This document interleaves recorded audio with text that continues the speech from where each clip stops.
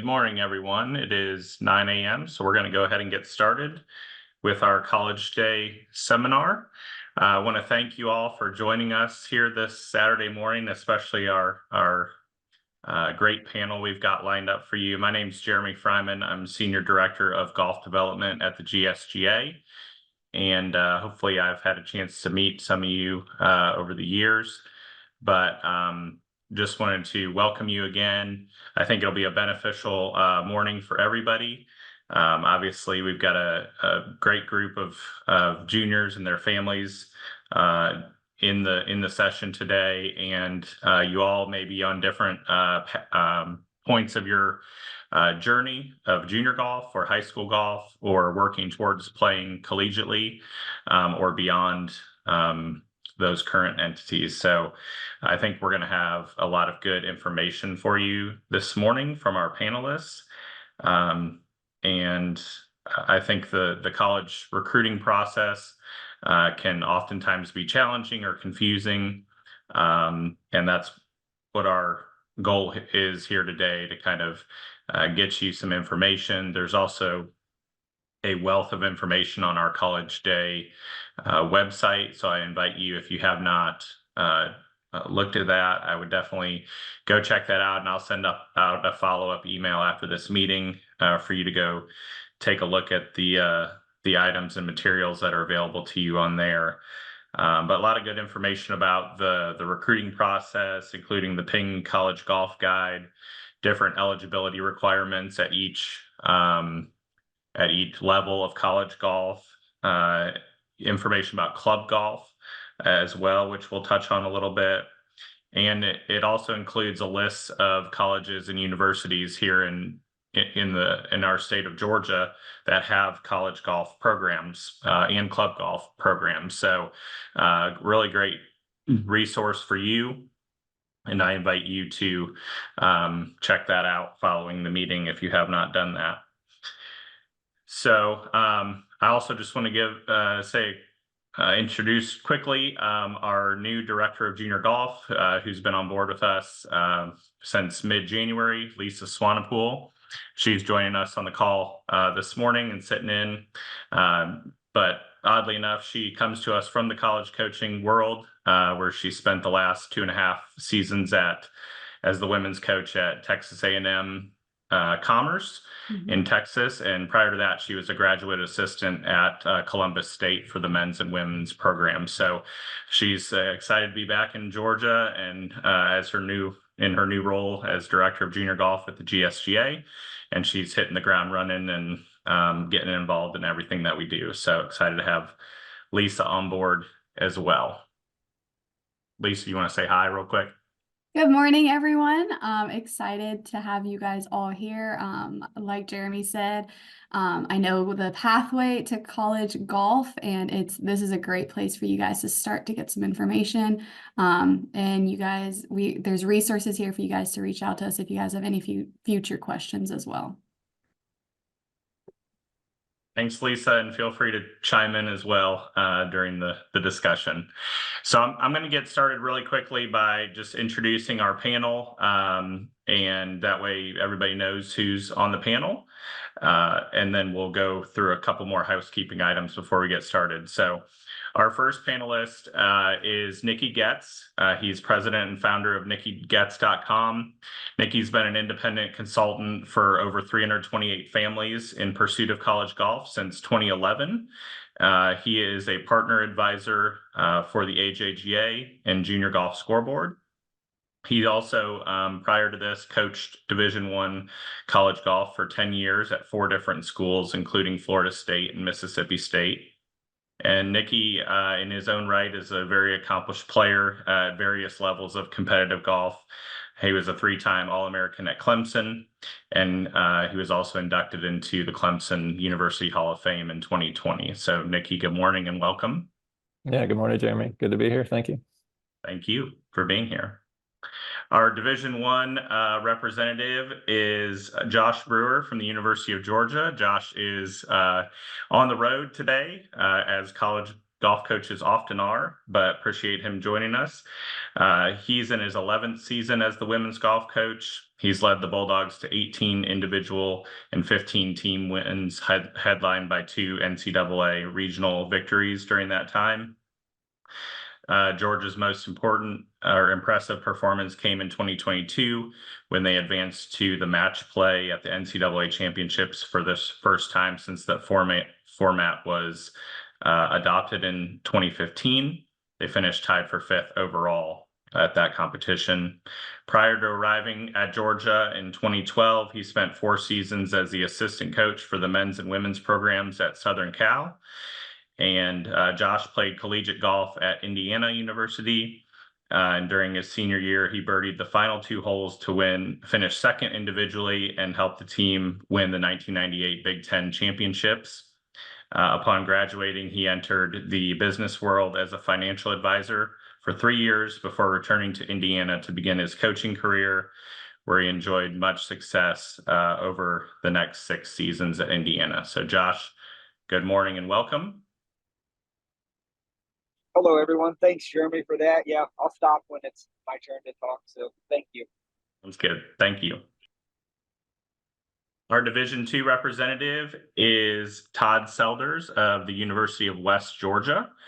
Todd arrived at West Georgia in 2017 as the head coach of both the men's and women's programs, and was promoted to director of golf and head men's golf coach in 2022.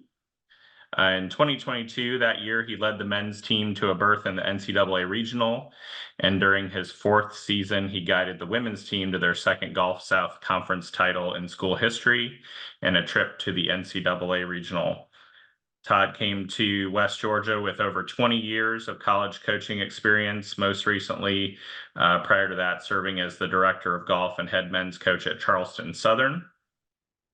He also has had coaching stints at West Texas College, Iowa, NC State, Coastal Carolina, and he spent 10 years at Southern Methodist, where he was named the Western Athletic Conference Coach of the Year in 2004 and Conference USA Coach of the Year in 2006.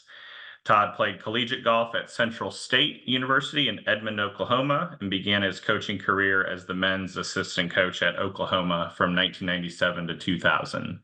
And he just mentioned that they are making the move from Division II to Division I, so that's an interesting wrinkle as well. Todd, good morning and welcome. Thank you, Jeremy, for that. Appreciate being here and can't wait to visit with everybody and just share what I can share. So thank you. Great. Thank you for being here. Our Division III representative is Liz Fernandez from Emory University. Liz is in her 1st season as women's golf coach after spending 1 season as an assistant coach at the University of Louisville. She graduated from Northern Kentucky in 2012 and spent time in the golf and has spent time in the golf industry as an assistant golf professional, college coach, and teaching professional. Prior to her time at Louisville, she spent time as a golf fitness specialist and teaching professional at notable courses around the country, where she has mainly focused on player development on both the mental and physical performance side. In addition to Louisville, she's also had coaching stops at Spalding University and the University of North Carolina at Pembroke. So Liz, good morning and welcome.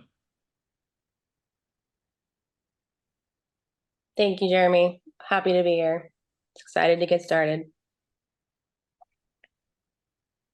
And then at our NAIA level, from Reinhardt University, we have Evans Nichols. Evans is in his 4th season as head men's and women's coach at Reinhardt, and he also played golf at Reinhardt for 5 seasons. During his 1st year leading the men's program at Reinhardt, the team was very successful. For the first time in program history, the team earned an at-large bid at the NAIA National Championships, and they finished ranked 22nd in the nation that year. During his 2nd year, the men's team got its first team victory since the spring of 2018 and followed this win by capturing the AAC Conference Championship, which earned an automatic bid to the 2022 NAIA Championship. And Evans was also named 2022 AAC Coach of the Year. So happy to have Evans here to talk about NAIA level of college golf. Good morning, Evans. Good morning, Jeremy. Good morning, everybody. Happy to be here again. Looking forward to it. Excited to hear what everyone has to add and any questions that y'all may have at the end. You're good. Thank you for being here. And then we'll have a student athlete joining us, and I'll introduce her a little bit later before her portion. So just a couple quick housekeeping items. As we go through the presentations, everybody will have questions, I'm sure. We are going to do all the Q&A at the end of the session. So around as we approach the 11 o'clock hour. And if you would, with such a large group, I would ask that you type any questions in the chat function, and I will jot those down and help facilitate the Q&A at the end of the session. Your question may be answered by another panelist as well during that time. So any unanswered questions or topics that I feel like we should cover a little bit more on, we'll do that right at the end of the presentation, and all of our panelists will be available at that time as well. So without further ado, I think we're ready to get started. Nikki Getz is going to kick us off. Nikki's going to give us a good overview of the college recruiting process, a lot of good information. Nikki, take it away. Yeah, thank you, Jeremy. And yeah, good to have parents and junior golfers attending today. We hope to give you some great information and some clarity on pursuing an exciting opportunity. College golf's just a great experience. I'd say just a very fun next chapter of the golf career beyond junior golf. And yeah, we hope that we can give you a good roadmap and a sense of how to move in a direction to find a great fit for you junior golfers out there. That's the goal, right? To find a good place that you can enjoy not only from a golf standpoint, but with your college life and getting a good academic experience as well.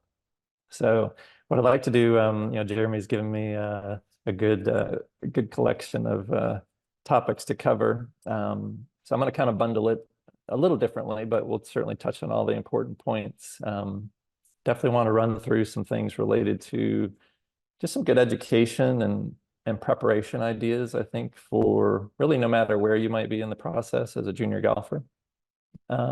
Additionally, kind of add in some pointers for effective communication with the coaches. It's the recruiting process. So ultimately, junior golfers particularly, it's a family affair, but certainly the kids, you're the ones that are going to be expected to be engaging with the coaches, taking center stage, really owning your process. So I'll give you some thoughts and ideas related to that, certainly within the rules of engagement from an NCAA standpoint. And then I'll go into a few detailed aspects related to the recruiting rules. I'm specifically going to stick to make it a little more, keep it simple for the families. I'm going to cover the Division I realm. Those are the most restrictive recruiting rules. And the coaches, whether it be Division II, Division III, NAIA, I'll let them kind of cover some nuances related to their division in relation to the recruiting process and rules related to that. So let me, as I get started, let me cover a few things. Look, as I said, I always feel like for families, it's good to, on your own, take some time to review some key important information that's out there to give you a good sense of just good resources, basically, to point you in the right direction. Jeremy touched on a lot of these things already, but I definitely want to reiterate them. And interestingly, even in my work with families, I'll still refer to these resources as an excellent guide toward gathering important information. So one particular thing that I'd always encourage families to do is go to the NCAA website, review the guide for the college-bound student athlete. That's an excellent resource just to give you a wonderful overview the process, related rules to, to being a recruit starting freshman year and moving forward in the process. AJGA's got some great resources, their college golf recruiting section. I'm sure many of the junior golfers and families out there, if you're not yet, you're likely will end up being a member of the AJGA. So there's some excellent recruiting resources on that website. Many of those things I've assisted with, along with a few colleagues of mine, to help to put together a good body of knowledge that could be very helpful to you. So that's a great resource. Junior Golf Scoreboard also is a nice place. There's a lot of actual articles, some of which I've written along with a few colleagues of mine as well. The Going to College column. That's a great location to go to learn about various important topics related to junior golf. The College Golf Guide, which is interestingly being refreshed into a new version after having been the Ping College Golf Guide for some time, is an excellent place to go as well. You can do some excellent research on specific college golf programs. And this is one thing that I would say for any family, and it's probably one of the hardest things maybe at times for parents and kids to get their arms around in the recruiting process, is what are going to be potentially the right matches or fits for me, not only as a golfer, but maybe as a student. And again, the College Golf Guide can be a great way to learn about the level of scoring required to playing at some of these colleges or universities, the academic requirements that might be likely needed to, as far as like GPA, test scores, things of that nature, to be qualified to pursue certain places. And it also just shows you more in-depth information about the golf team, the program, the facilities, the coach, and how their players are performing. So I would highly encourage you to look at that, use that as a tool to start shrinking the universe of colleges or universities that you might be looking at. You can't go after hundreds of different places. I think you have to have a more focused effort that really pinpoints who you are as a junior golfer and as a student and what you're looking for. So anyway, those are some great tools that I just want to reiterate that are very important.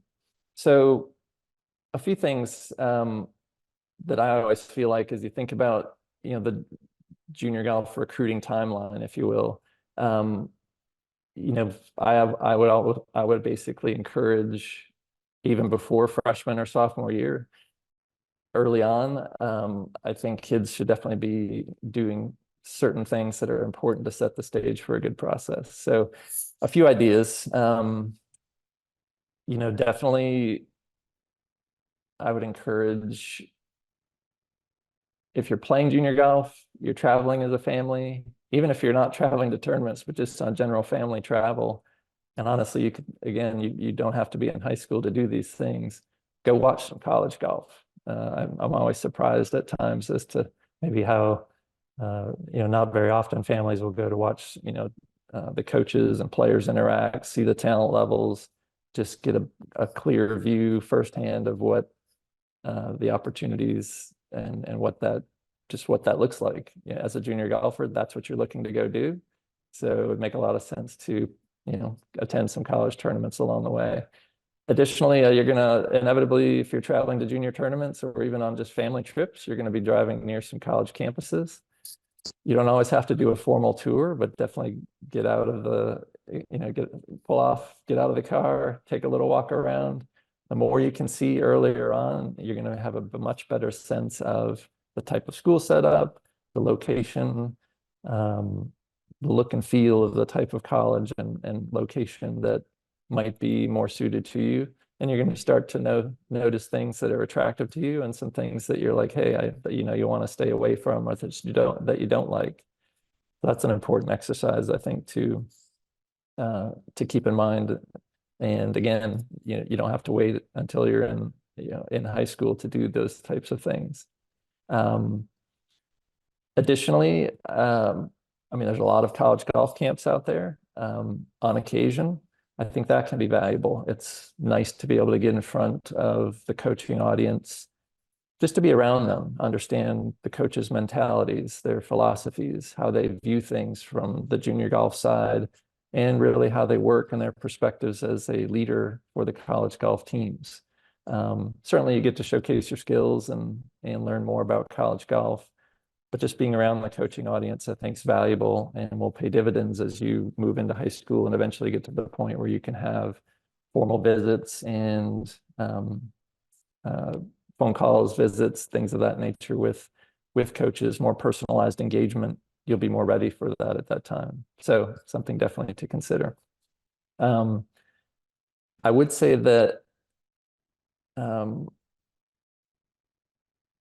academically, and I'll say this probably particularly for the sport of golf in particular, would be that in my coaching career, I felt the same. I think probably all the coaches here on the call today feel the same as well, would be golf takes away from your ability to perform very strongly in the classroom. It has, a lot of time demands. Similarly, your golf can take away from your academic work and time to make great marks, and it kind of works the other way. The schoolwork can take away from maybe all the time you would prefer to have to advance your game. Knowing that's a difficult balance, I think coaches are looking for strong students, definitely kids that perform well in class, making A's, B's, good GPA, strong test scores. It's actually, I think one of the things that's very important to them is not all about the golf. So when you're starting high school, 9th grade, very important to get off to a good start and perform well. It's not all about just the golf. So an important aspect there for sure to keep in mind. So those are a few pointers and thoughts just foundationally that I wanted to share. Getting more specifically back to the rules, just to give you a quick sense through the high school stretch. So again, whether you're maybe not quite yet in high school or if you're in that 9th, 10th grade time frame, understand that at least for engagement with Division I coaches, you got a few dates on the calendar through your timeline, either prior to high school, but certainly through your high school career to keep in mind. And some of you may be familiar with these already. So certainly June 15th after sophomore year is an important date on the calendar. That's going to be the time where coaches in Division I are finally able to engage prospects in a recruiting fashion. Whether it's through email or having phone calls, they can actually start discussing, the recruiting process and how you may fit into that. Prior to that time, there are some limitations for sure. That doesn't mean, though, that families as a junior golfer that you can't be proactive. And I would always suggest that there are some, we'll touch on in a minute, some ideas for communication materials, but certainly you can email a coach. You can attend camps to be around and spend time with them. You can inform them of your interest in those ways. Having said that, the coaches, all that they can do prior to that June 15th date, again after your sophomore year of high school, is send camp brochures, a questionnaire, and basically an NCAA compliance message just mentioning the rules of engagement that can or cannot be had with them as coaches. So that's a very pivotal point in time. But again, as families, as you're doing your research and maybe starting to target some schools and programs that could be interesting for you, it still is okay to write to the coach, let them know about you, your progress, mention that you understand the rules of engagement. And again, I think that's a proactive step that is totally fine. You just have to understand that what the coaches can and cannot do prior to that June 15th date. The other important date in the recruiting timeline for Division I would be August 1st, prior to the start of your junior year. So that's the time where, again, when you get there, you'll be able to, as a recruit for the first time, be able to have contact on campus, for a visit opportunity. Doesn't mean that you cannot, as a family, prior to that time, visit schools, explore the campus, do some investigation on your own. It just has to do in relation to engagement with the coach on the campus. So specifically at that point, August 1st, that's a key spot in the calendar that where coaches will finally be able to, meet up with you, do a tour, maybe have an unofficial or an official visit planned with you and your family. So those are two of the big things to keep in mind as far as key dates in the recruiting calendar for you as a recruit. Now, as I was mentioning those specific aspects of the recruiting timeline, certainly as I referenced, there are opportunities for you as a junior golfer, to package some communication and info that you would be sending to coaches to inform them again of your interest and showcase your skills and talents. I think there's a lot of different ways that you can package this information, but largely you're trying to put together, a nice tight email messaging can be a great way. Some kids I've seen even will still maybe go a little bit old school as it would be today, sending some printed materials, but basically some kind of an introductory message, the occasional update messages, again, which could be by way of email. For college coaches, they're quite busy, so I think it's wise for families to be sensitive to the times where they are very busy, especially with team training, travel, and tournament play. So a September, October, maybe early November block for coaches can be busy. Additionally, late February through April, May can also be a busy time. So I think you're trying to choose as a family, maybe sort of some points in the calendar where the coaches may not have as much going on to help maybe facilitate response if it is permitted from the coach, but also just a little more time for them to review information that they're getting from recruits. So I would think about that in your process as you're considering sending some messaging to coaches. You don't need to overdo it, but just periodically, those would be some tips or pointers to help you as far as information that you're sending. But emails, you might want to put a summary resume together, which showcases your golf, your academic credentials. Could include some video in there, especially if you feel like you've had some good training and expert development along the way. Coaches sometimes just don't have the ability to see everyone right away. So that can be a helpful opportunity to showcase your skills, which can show a lot of upside and ability and create more intrigue for you if you've got some good skills to showcase for sure. And then again, whether you're a younger player where coaches cannot be really getting back to you, or if you're more in the heart of the recruiting process, great for coaches to have a sense for the types of tournaments you're playing and where you will be competing. So your upcoming tournament list. And that'll give them a great opportunity to maybe be able to cite you at some tournaments that that they may be attending. And that can be a great idea to include as well. So I think those are some of the basics that would be, would be very useful to include as you're thinking about sending information to the coaches. Now, a few closing points. Coming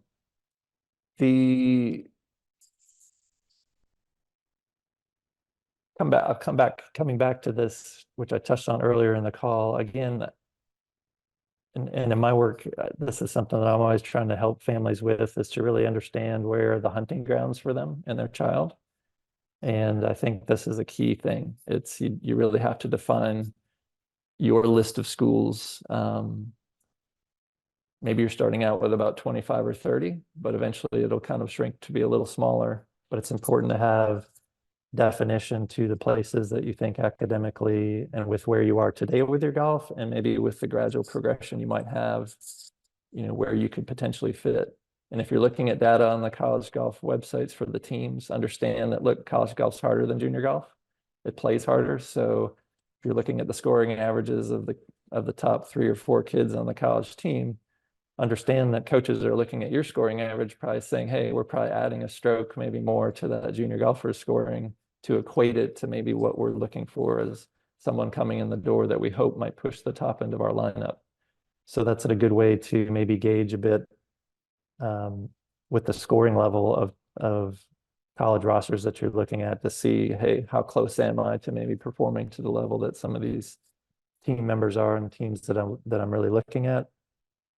That maybe will help you maybe not overestimate things as a junior golfer when you're targeting certain colleges. And it's important to target the best fits that you can, that where your skills and abilities align pretty closely, because that will help facilitate more feedback and communication from the coaches.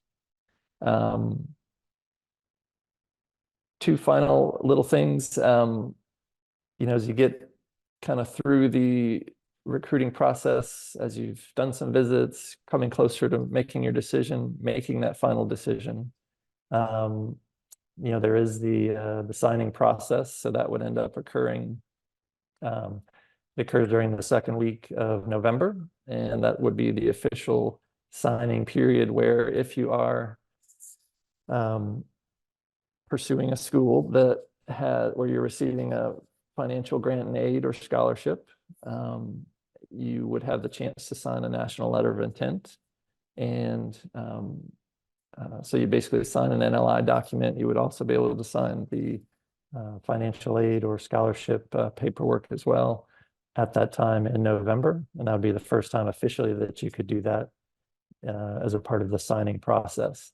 Certainly there are verbal commitments that happen with the coach and the golf program prior to that, but the official signing would be occurring in that November during your senior year, second week of November.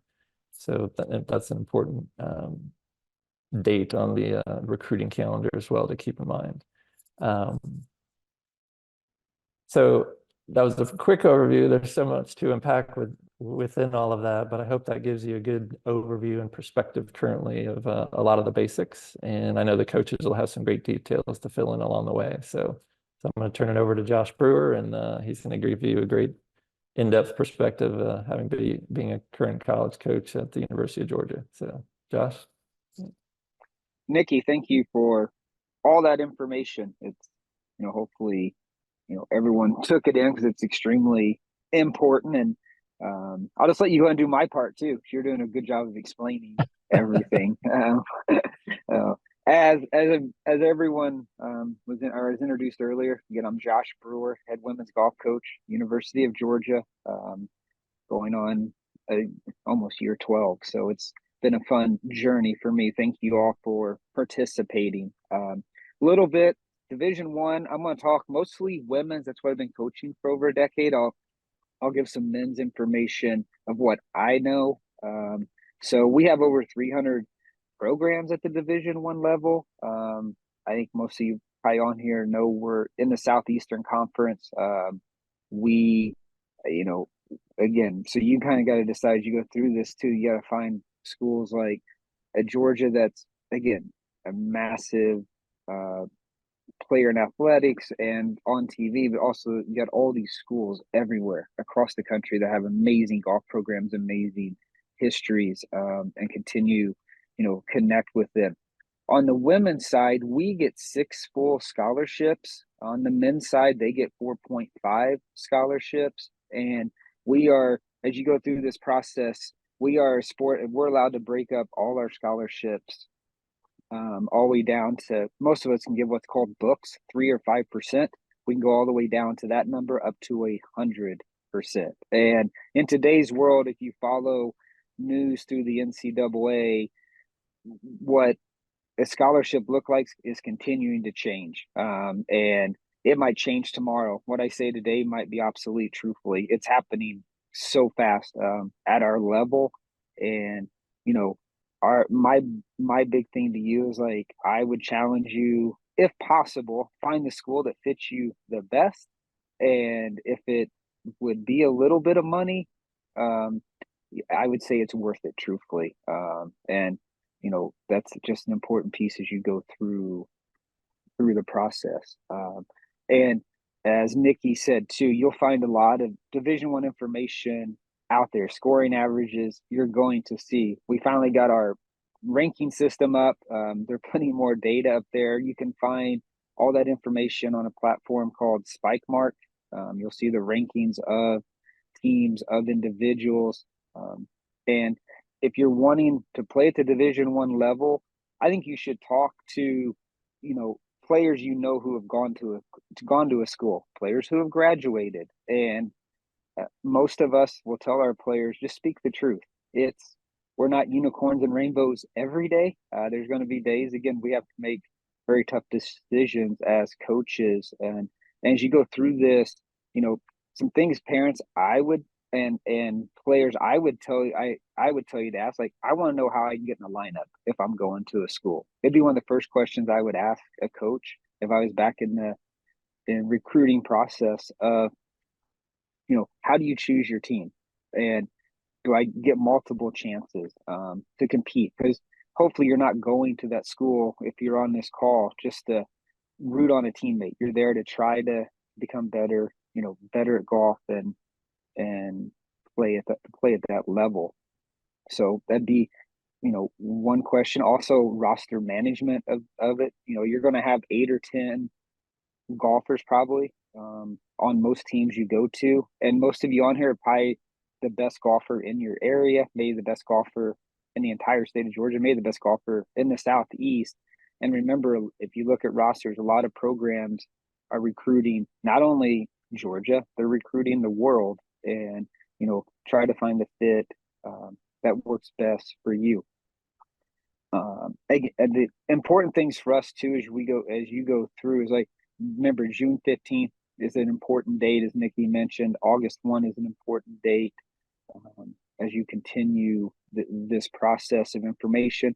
Also, when you see us and these other coaches at tournaments, remember, if we're running from you or we kind of walk by and don't say anything, like, it's just our rules. We're not being rude. And truthfully, you kind of put us in a really tough spot if you try to come up and have a conversation with us and we're not allowed. And sometimes, even if we are able to talk to you by NCAA rules, we only get so many what we call contacts at our level. We only get 3 contacts. So, if you come up and we have really more than just a hello passing by each other, I have to report that to my compliance. I have to create a file, and we've used 1 out of 3 that maybe really wasn't the best of our use. So again, we're there truly to evaluate your son or daughter if we're there to watch. So hopefully you can respect that. Let us enjoy, what we're trying to do, and see if the person is the correct fit. Junior golfers on here, my challenge to you, please be the one trying to reach out to coaches. I'm not saying don't ask mom, dad, Nikki, other individuals for help on how to maybe compose something, how to, say a question, but we all love hearing from you. I mean, we're going to have that relationship during the 4 years together, and the communication is very important. Trust me, if we're talking to you, we're just as nervous as you, because we want you at our school. So you're not the only one kind of nervous or anxious on that initial call and communication with everything. So, those are a couple big, just big things to think about as you go through. And again, Nikki said it too, when you're traveling around, you're playing tournaments, please, like, stop at schools, like, try to stop in, because there's, like, you got to kind of decide too as you go through this process, like, do I want the city of Atlanta? Do I want a college town that's Athens or smaller? And what am I looking for? And make sure, like, everyone wants to play either the LPGA Tour or the PGA Tour, but find that academic fit as well, because we just never know where this journey really is going to take us, and go there. Also, you're starting to hear more in golf about NIL, name, image, and likeness.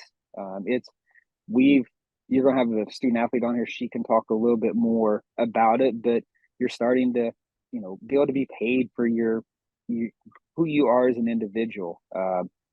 And you're going to see that. Those are the questions I would ask as well at every school. So again, that's, just kind of a quick snapshot of Division I. I know you'll have plenty of questions when we finish all the conversations today. But again, I just want to thank you for the time, and I look forward to hearing your questions here at the end of the session. Thank you. I think Todd is next, correct? Yeah, thanks, Josh. And just remember, everyone, Nikki and Josh have provided us some good information. I'm sure you're starting to think of some different questions that you might have pertaining to items that they've talked about. I've even jotted some down myself. So please type anything in the chat function, and I will jot those down, and we'll help facilitate that towards the end of our talk. That way, we've hit all the key points or reinforced some information that they've touched upon. So thank you, Josh. Thank you, Nikki, for your time. We're gonna move over to Todd Selders with West Georgia.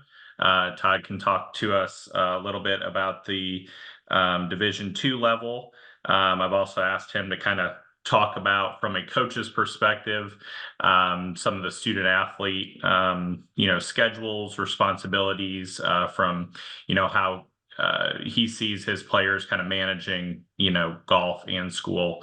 So Todd, I'll turn it over to you. Okay, thank you, Jeremy.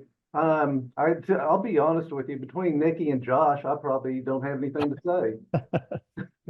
But anyway, that's a bad joke.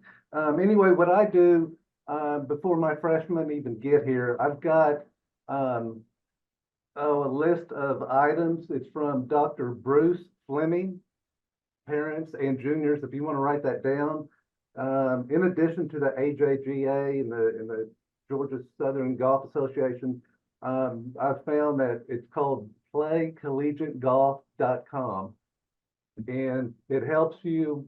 Probably what I find most, and I'm sure all the coaches agree with this, is the players trying to manage their time when they get here. I mean, you have academics, you have golf, which, I mean, between those two alone, it takes up your time. And then in addition, you've got to find some social time.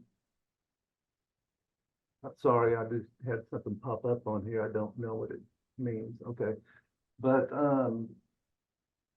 the Division II level, and I want to say, because I played at the NAIA level, and it was very competitive even then at that level. It's all competitive. I want to reiterate what Josh and Nick said. You got to find your fit. Sit down with your parents, put down a list of schools, look at the programs, just ask yourself, can I fit in there? Can I play there? You don't want to go somewhere where you sit. You want to play. You want to be in the lineup. And over the years that I've been here, we've had success. I'm not bragging about my coaching or whatever. I've recruited the best players I can. And if you see behind me, those plaques are all Americans and all scholars. And I stress, as we all do, academics. I want my players to make a 3.0 and higher. My teams, while being here, both men and women, we have since separated starting last year, but both teams have led the athletic department in GPAs and in wins and just success. I mean, we've been to regionals. I had a player come in, just elevate my program tremendously. We missed going to nationals by 3, but he made it himself. And I'm not really throwing a recruiting pitch out there, so please don't take it as that. I'm just trying to give you ideas on how to start the process. You can call coaches at any time. If you're not a senior, we can't return your calls if we miss it, but just get in touch with coaches any age. I've had 8th graders get in touch with me, and just start the process.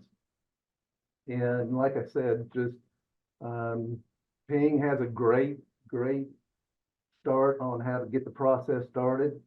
And let's see what else.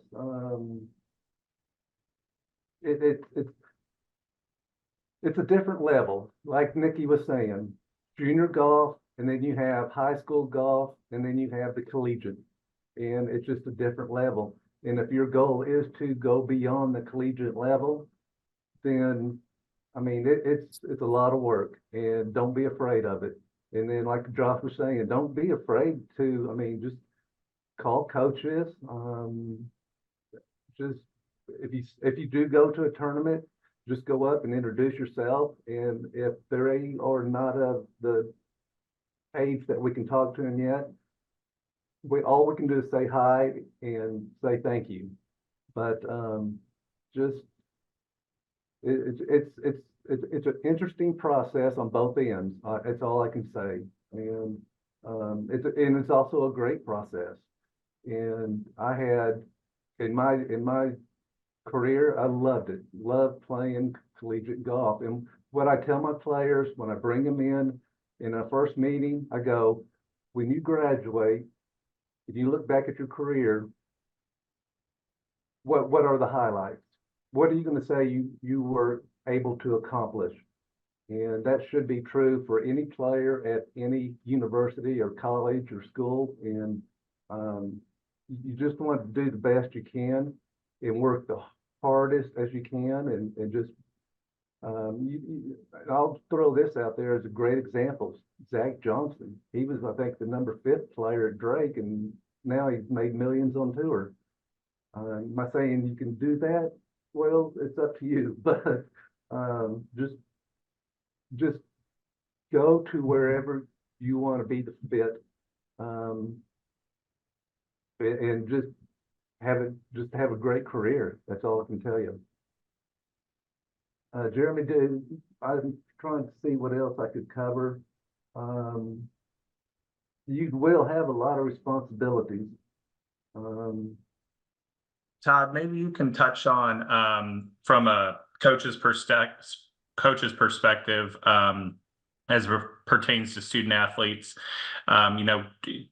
Kind of you touched on a little bit, but the transition from high school to college, what you've seen over the years.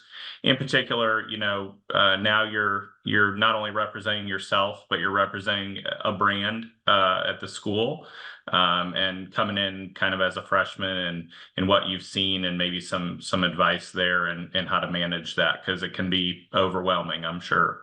Yes, and like I said, I'll go back to time management. You have got to figure out how to manage your time, and it's a huge honor to represent the university. You're representing yourself, you're representing your family, representing where you come from. Just a quick story, I had a player in here from Germany, and she had practically a nervous breakdown, and I go, what's going on? She goes, I'm letting my country down. And I'm like, well, heck, let's call the embassy and see if they know that you're here playing golf. She goes, oh. So it's a stupid story. But anyway, yeah, it's a step up. And like I said, you want to represent yourself the best you can. I'm big on academics. Like I said, these plaques on the walls. I got another wall over here. It's got 50 plaques that academic All-Americans and academic all scholars and All-Americans. And I just keep reiterating. I mean, you want to look back on your career. What did I accomplish? What did I do? And I think the biggest thing that a junior can do, and Josh kind of touched on it, is reach out to us. What are your expectations? What do I need to do to get on your so-called radar?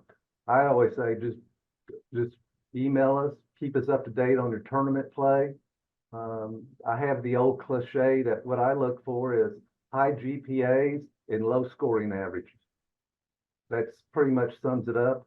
I know it's a terrible cliche, but that's what I look for: high GPAs and low scores. And I guess that would just be my perspective on the whole recruiting process. Hopefully, parents and juniors, that helps. But I always look forward when I go out recruiting. I look forward to visiting with parents, and then we can, of course, talk to players until the last day of the tournament if they're, it's after June 15th and it's legal. So, but yeah, we are under, like Josh said, we are under a lot of rules.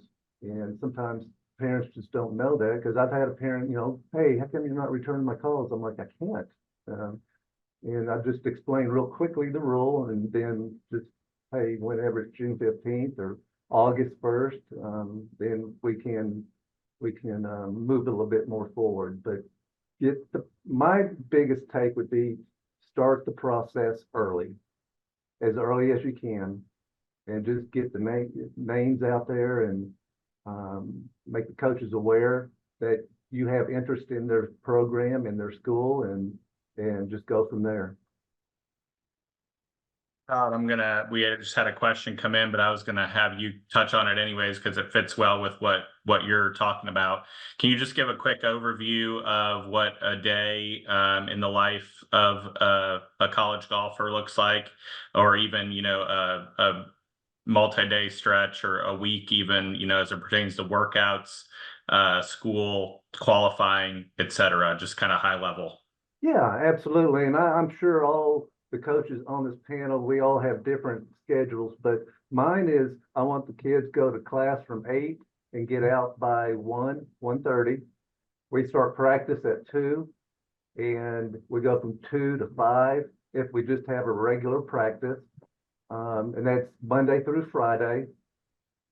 Then you throw in workouts Tuesday and Thursday mornings from 7 to 8. And on those days, we won't qualify, or what we'll all do is have a structured practice on Tuesday and Thursday from like 2 to 3, just an hour. And in that structured practice will be drills that I get from tour players, or what is working on tour, because I'm always keeping up to date on that. And then we will qualify, because the players sometimes will have class conflicts. And if that's the case, we don't have to have classes here on Friday. So I'll have them not schedule a class on Friday, and then that's the days that we qualify. And then if we have to, we'll qualify on a Saturday. But by NCAA rules, you have to have, and when you're in season, you have to have 1 day off. When you're out of season, you have to have 2 days off. But yeah, it's a full day. It's you're up at 7:30 in the morning, and you don't get back until 5, 6 in the evening. Go to dinner, and then homework. And depending on your major, it's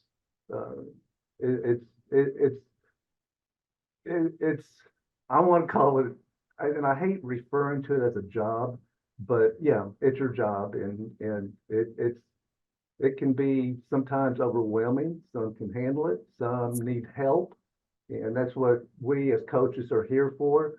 It's what your academic advisors are for, and just yeah, if you're feeling overwhelmed and you're stressed out, go to the coach and tell them what's going on, because sometimes, we're like, well, what is going on? And players won't say anything, but yeah, a day in the life of the athlete can be overwhelming, but it can also be a challenge, and it's a challenge you need to embrace and accept it.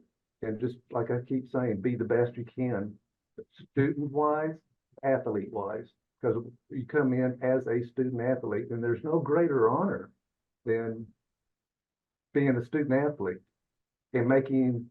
I had a president one time tell me, your student athletes are true student athletes, because they're getting it done on the field, or in our case, golf course, and in the classroom. As a coach, you can't, it doesn't get any better than that. But yeah, hopefully I answered that question, and that's one thing you need to do when you go, if you go on unofficial, and I say take as many unofficial visits as you can. If you don't know the fit yet, and visit with each coach, get their program, what's expected, what days off, what days you're going to be working, pretty hard. I find that on golfers, even if I don't have practice, if I go where we're off, they're out there. And there's nothing wrong with that. Now I can't be out there because I'd have to count it as what they call countable athletic related hours. And but now if they ask me, I can if they want me to be out there, then they just have to ask me, and then it's all legal. And I can tell you right now, I do everything by the book, and I've done that my whole career. But hopefully that answers your questions. But it's a grind, and just expect a step up. Thanks, Todd. Yeah, and just real quick, how many scholarships, available athletic scholarships at the D2 level for men and women? 3.4. So it's a little bit lower than Division One, but we still, like Josh said, we are equivalency. What that means, we can break them up. It's probably the hardest part of the job on making offers, and that's another part of the fit. So, but yeah, 3.4 at this level, and we can break them up and offer whatever, however we can. We're lucky here in Georgia that we have the Hope, and if they come in on Hope, that covers a very, very large amount of the tuition, and then we can work from there on what the offer will be. Thank you, Todd. Appreciate the time. I meant to mention before Todd started talking, Josh and Nikki talked quite a bit about Division One, which I think oftentimes gets a lot of the spotlight because those are the schools that you're, seeing on TV playing in March Madness, and they're more in the limelight a lot of times. But I think part of today is opening your eyes to the other opportunities that exist at the other levels of NCAA. And also the NAIA level. So, that very important information, different rules at each level, but also different opportunities when you look at the top school at each level all the way down to the bottom school. There can be a wide range of scoring averages, opportunities that may exist academically or athletically. So a lot to take in, a lot of research to do to kind of find that right fit, as everybody has touched on so far. So we're going to move on to Division III and Liz Fernandez, the women's golf coach at Emory, and she can talk about some of the nuances at the Division III level. And also, I've asked Liz to also touch on, which hopefully she's prepared to do, just give a little insight on a coaching perspective on how the parents of collegiate golfers can play a role as well, and what the parents' role is once the juniors are in college. So Liz, take it away. Thank you, Jeremy.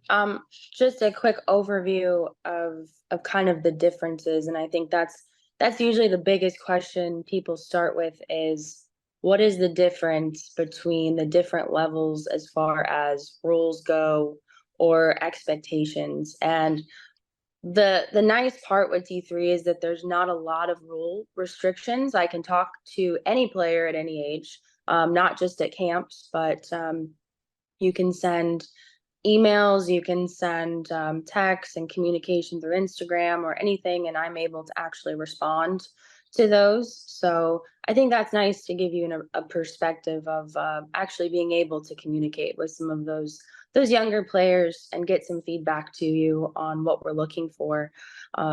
Specifically at Emory, I'll talk overview, just as we talk a lot about academics in D3.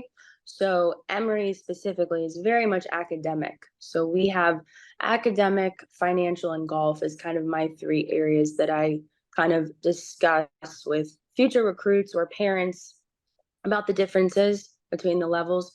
We do not have athletic scholarships at D3. Now, some D3 institutions do have, they have financial aid. They will do it as an academic scholarship for athletics, Emory is not one of those institutions, but there are some out there if D3 is something you're interested in and you do need a little bit of help. They can help on the academic side. So those are available, just not at every university. So those are key questions to ask if financial pieces are needed when you're looking at schools in the D3 area. They do tend to be a little bit more on the expensive side with that. And so you have to kind of find out if that actually works in your family, and before you fall in love with a school and then can't really do one of those parts of it. The academic side for us, we are test optional. You know, a lot of universities have kind of gone to that, but we are definitely one of those that go test optional, but very much still wanting to make sure the academic side is very high. And we make sure that we have the extra AP classes that are on your schedules coming up, and things like that. As you go through the D3 level, or you're looking at scores throughout the spectrum of, the top 3 teams, which we are kind of the 4th team right now in D3, and then you kind of work your way down through to the middle section. The scores do change pretty drastically in D3 at the women's side versus a D1 level. So you'll always be able to find some place to play. It's just, where do you want to fit into that kind of group and bracket? So we do have we are in those top 5 schools at Emory. So definitely here at Emory, we are focused a lot on the golf side. So my players are more 50% athletics, 50% academics, where if you find maybe those middle schools in D3, they may be more heavy on the academic side, which makes a huge difference if that's something your path is. I'm not against certain majors, but when you jump into pre-med or things in the medical field, they will definitely be more of that academic side, and Emory may not be that choice. But you can definitely find those institutions that work for you. And we definitely find that more in D3 level, that you're looking to do something a little bit more serious with your academic major. So I do want to touch on that and just make sure that that's very clear, that those are big questions that you should ask, or have your player ask, or your son or daughter ask right away. Are majors off the table? What majors can I actually be in? And that's important, just so that you can start that off. Like I said, there's different rules at D3. I think the biggest ones, again, are that we can communicate all the time with players, but with that, that's also talking to you at the golf course, and communicating with you as you're playing and things like that. So that's great that we can have interaction more when you're actually in tournaments and see you play. We still love to see those resumes, just like the other coaches have already touched on a little bit, which is, we want to make sure you send us a good information packet so that we can actually get to know you before we start those calls with you.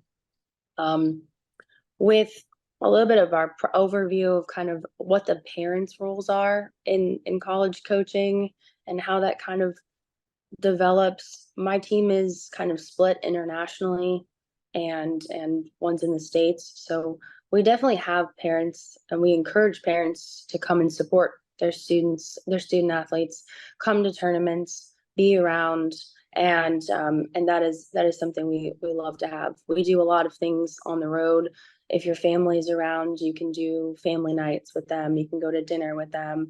You can spend some time with them, because we know that golf is a job, and you don't have a lot of time to go home for spring break or fall break or things like that. We're playing a lot of those times when other students are getting a chance to go visit family. So we like that type of environment.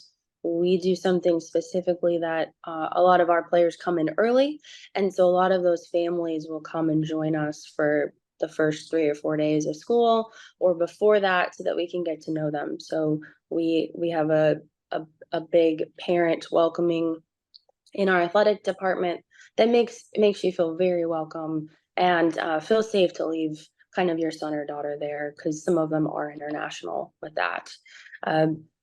once you step into that college coaching world, I think most coaches would agree, you're not potentially that swing coach anymore. You may not be you're the cheerleader on the sidelines. We want you to be the encouraging cheerleader and kind of pass that baton over to us, which is now we are more of that person that's going to be more of the holding accountable for the golf side, and you have now kind of moved into that supportive role, which is really where we want those parents to kind of live once they pass those over to kind of college, and that kind of gives you the chance to be a parent and not have to be the golf coach / swing coach anymore. Usually a practice week for us is a little bit different in D3, I would say, than D1. We go by days versus hours. And so we have a little bit different of a structure because we tend to do a little bit more during the days that we have. So we try to put everything in on like a Friday or a Saturday, which is usually when you're playing. And then we still have our mandatory workouts through the week, but we do end up having usually 3 to 4 hour practices on those days because they usually have off 3 days a week. And that's pretty common in my men's team too. Those days will be their free days to practice and not so much spend that time with our coach one-on-one. Any other the coach's communication, I think, is the biggest thing with D3 that I'm even if D3 is not your complete path, I'm always open to simulate that coach's conversation with you. So I've definitely had young ladies that have reached out and emailed and wanted that simulation early, and I'm completely fine with always giving that time to make sure that you have kind of those initial questions kind of answered as you're going through the recruiting process with those types of pieces. Liz, do you, I know you mentioned Emory's obviously kind of in that top 5 competitive from a competitive standpoint. Do you have any sort of perspective for people on maybe even kind of the bottom half of D3 and what, or golfers are scoring? I think that may be interesting for people to know, that you can still play college golf even if you're not breaking par or even shooting around par consistently. Yeah, that's a great point, and I can definitely touch on that. My scoring average of my players are definitely more in that 73 to 77 range, and that's where they'll kind of consistently stay on our team. Obviously, we're looking to continue to always get better with those scores, but we definitely see some of those players and those teams more in that 15 to 20 range of teams on those lists or even lower, and there's definitely 80s, mid 80s to high 90s on or mid 90s on some of those teams. So there's always a chance for you to have a great golf experience with a great team. I think the rules changed a little bit in certain universities.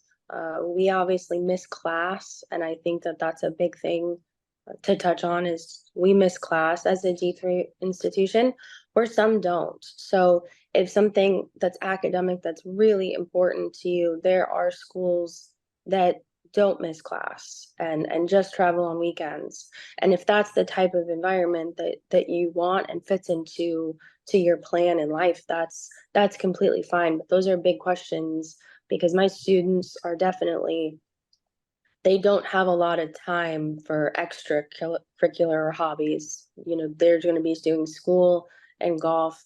We're going to leave on a Thursday. They're going to miss class Thursday, Friday. We're going to play, then we're going to come back, or we're going to leave on a Saturday and get back on a Tuesday. So you're missing 2 days, usually every other week. And that really can obviously set you back in spending time with friends because you're going to have to go study to make up those times. So I think that there's definitely places in that middle to lower section of D3 that you can definitely find a home at. in those mid 80s to low 90s if you're happy with those. Also keep in mind at D3, we usually play closer to 5,800 yards to 5,600 yards. So that's maybe more what you're playing now for my ladies. And then similar in the guys side, you're going to be playing very close to probably what you're playing now in perspective of that versus adding 300 to 400 yards there as you jump into D2 and D1. Yeah, thank you, Liz. Very, very important. And I'm just going to reiterate, the more you can go look at what is being scored, that's all public information in college golf tournaments. That may help you kind of hone in on what schools you want to look at to see what the team's, shooting right now. Remember, college golf is played in the fall and the spring, so not during the summer months when courses are in pristine condition and weather is usually the best. So it's very similar to high school golf here in Georgia, where the weather can be very suspect at times. College golf tournaments can oftentimes be set up a lot more difficult too. Liz touched a little bit on the yardages, but oftentimes hole locations may be more difficult. Green speeds may be faster. So take that in mind. Nikki touched on the uptick as you move from junior golf to college golf, probably naturally going to add a stroke or two to a scoring average. Just because of the conditions that you're playing in. So appreciate the D3 perspective, Liz. So we've touched on all areas of NCAA and all the different divisions. We're going to move into a different entity in the NAIA and have Evans Nichols talk to us about NAIA golf. Again, Evans is at Reinhardt University, and I've also asked him, in addition to giving us an NAIA overview, also just to talk about kind of the different roles within a team, whether you're in the starting lineup consistently, whether you're fighting, for that spot at all times, or whether you don't ever make it into a starting lineup. Just kind of the different perspectives and roles that different teammates can play as it pertains to their college golf journey. So Evans, take it away. Thanks, Jeremy. Yeah, so I'm excited to be back again. I think this is the third time I've done this now with you and this panel. And so I'm excited to be a part of this again. And it's always fun to hear what other coaches have to say about everything as well. And everyone's already given really great advice and perspective on things. So I'm honored to be a part of this panel and look forward to giving you a general overview of everything with the NAIA. So I heard earlier it referenced that, when with golf, it's competitive everywhere. And in the NAIA, that's the same for sure. So, just to put into perspective, and I'll also add with the changes, and if you're not familiar with it, traditionally, we've been keeping statistics in our scores on what's called golf stat. And now that has all shifted over to, and I think the name changed to scoreboard. And so if you have an iPhone or a phone where you can download an app, I highly recommend that all of you download the scoreboard app, and it's powered by Clipped. The app is pretty sharp compared to Golf Stat was in the past. And they're still in the development process. They're still working out some kinks. And, as every day passes, it seems like it's getting sharper by the day. So I definitely recommend downloading that so that you can kind of do some research yourself and keep up with all the play that is going on in college golf, because the purpose of this is for Scoreboard to be the home of college golf. And so with that being said, if you go through there just roughly looking at things from an individual perspective, the top 50 players in the NAIA are grossing, between 1 under and 1 over. So, saying that that's a par 72, we're talking about 71 to 73 is what the top 50 players are grossing right now. The top 250 are between +1 or +2 and +3. And then when you go up to the top 500, it's around +4.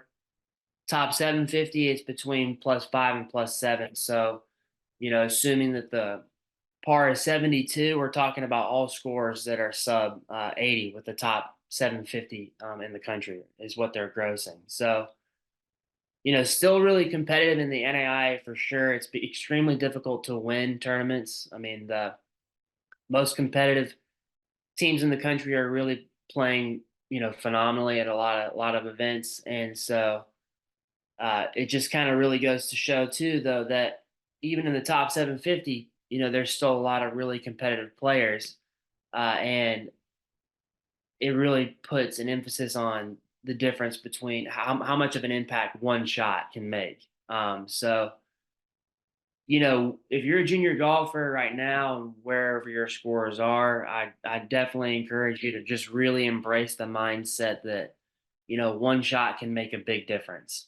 Whether it's 79 or 78, whether it's 73 or 72, that one shot really makes a difference. So just hang in there and keep grinding because it can make a difference. So that's just a little bit of a perspective on what players are shooting from an individual standpoint. When it comes to the school size for NAIA, the large majority of the NAIA schools are private. And so the large majority on average, the student body is going to be roughly 1,400 students. So I went to Marietta High School, and I'm from Cobb County. A lot of the high schools are larger than that. And so I would say that typically NAIA schools you can expect are going to be smaller than what you might expect college to be. So that definitely affects the student body, the student life experience. How golf is viewed versus other sports in the NAIA.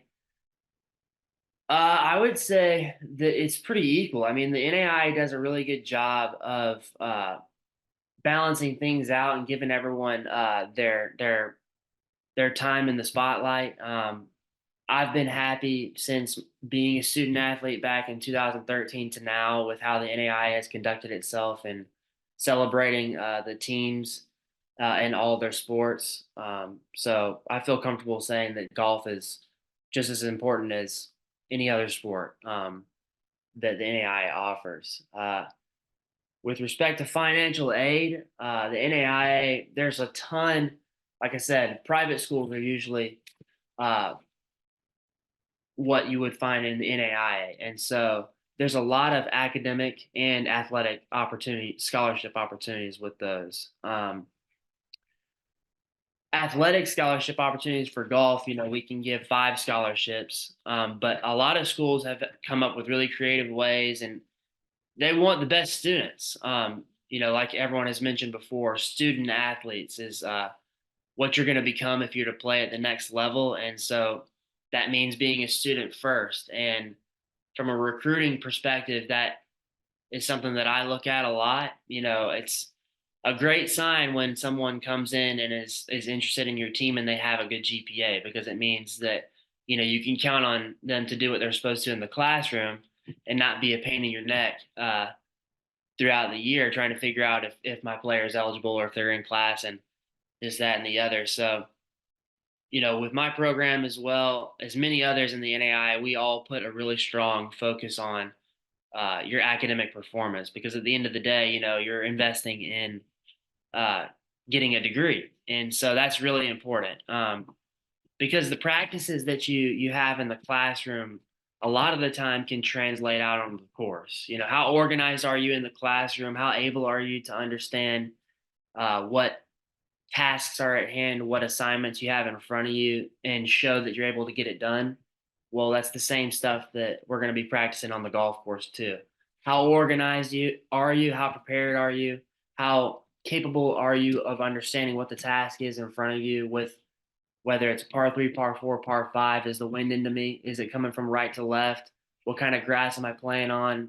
You got to do your homework when it comes to these tournaments. So in competition. So like I said, what you do in the classroom usually largely translates to the course. So with respect to the scholarship and the financial aid opportunities that are available in the NAIA. If you're a sharp student and a sharp athlete, there's a lot of opportunity for that financial aid. The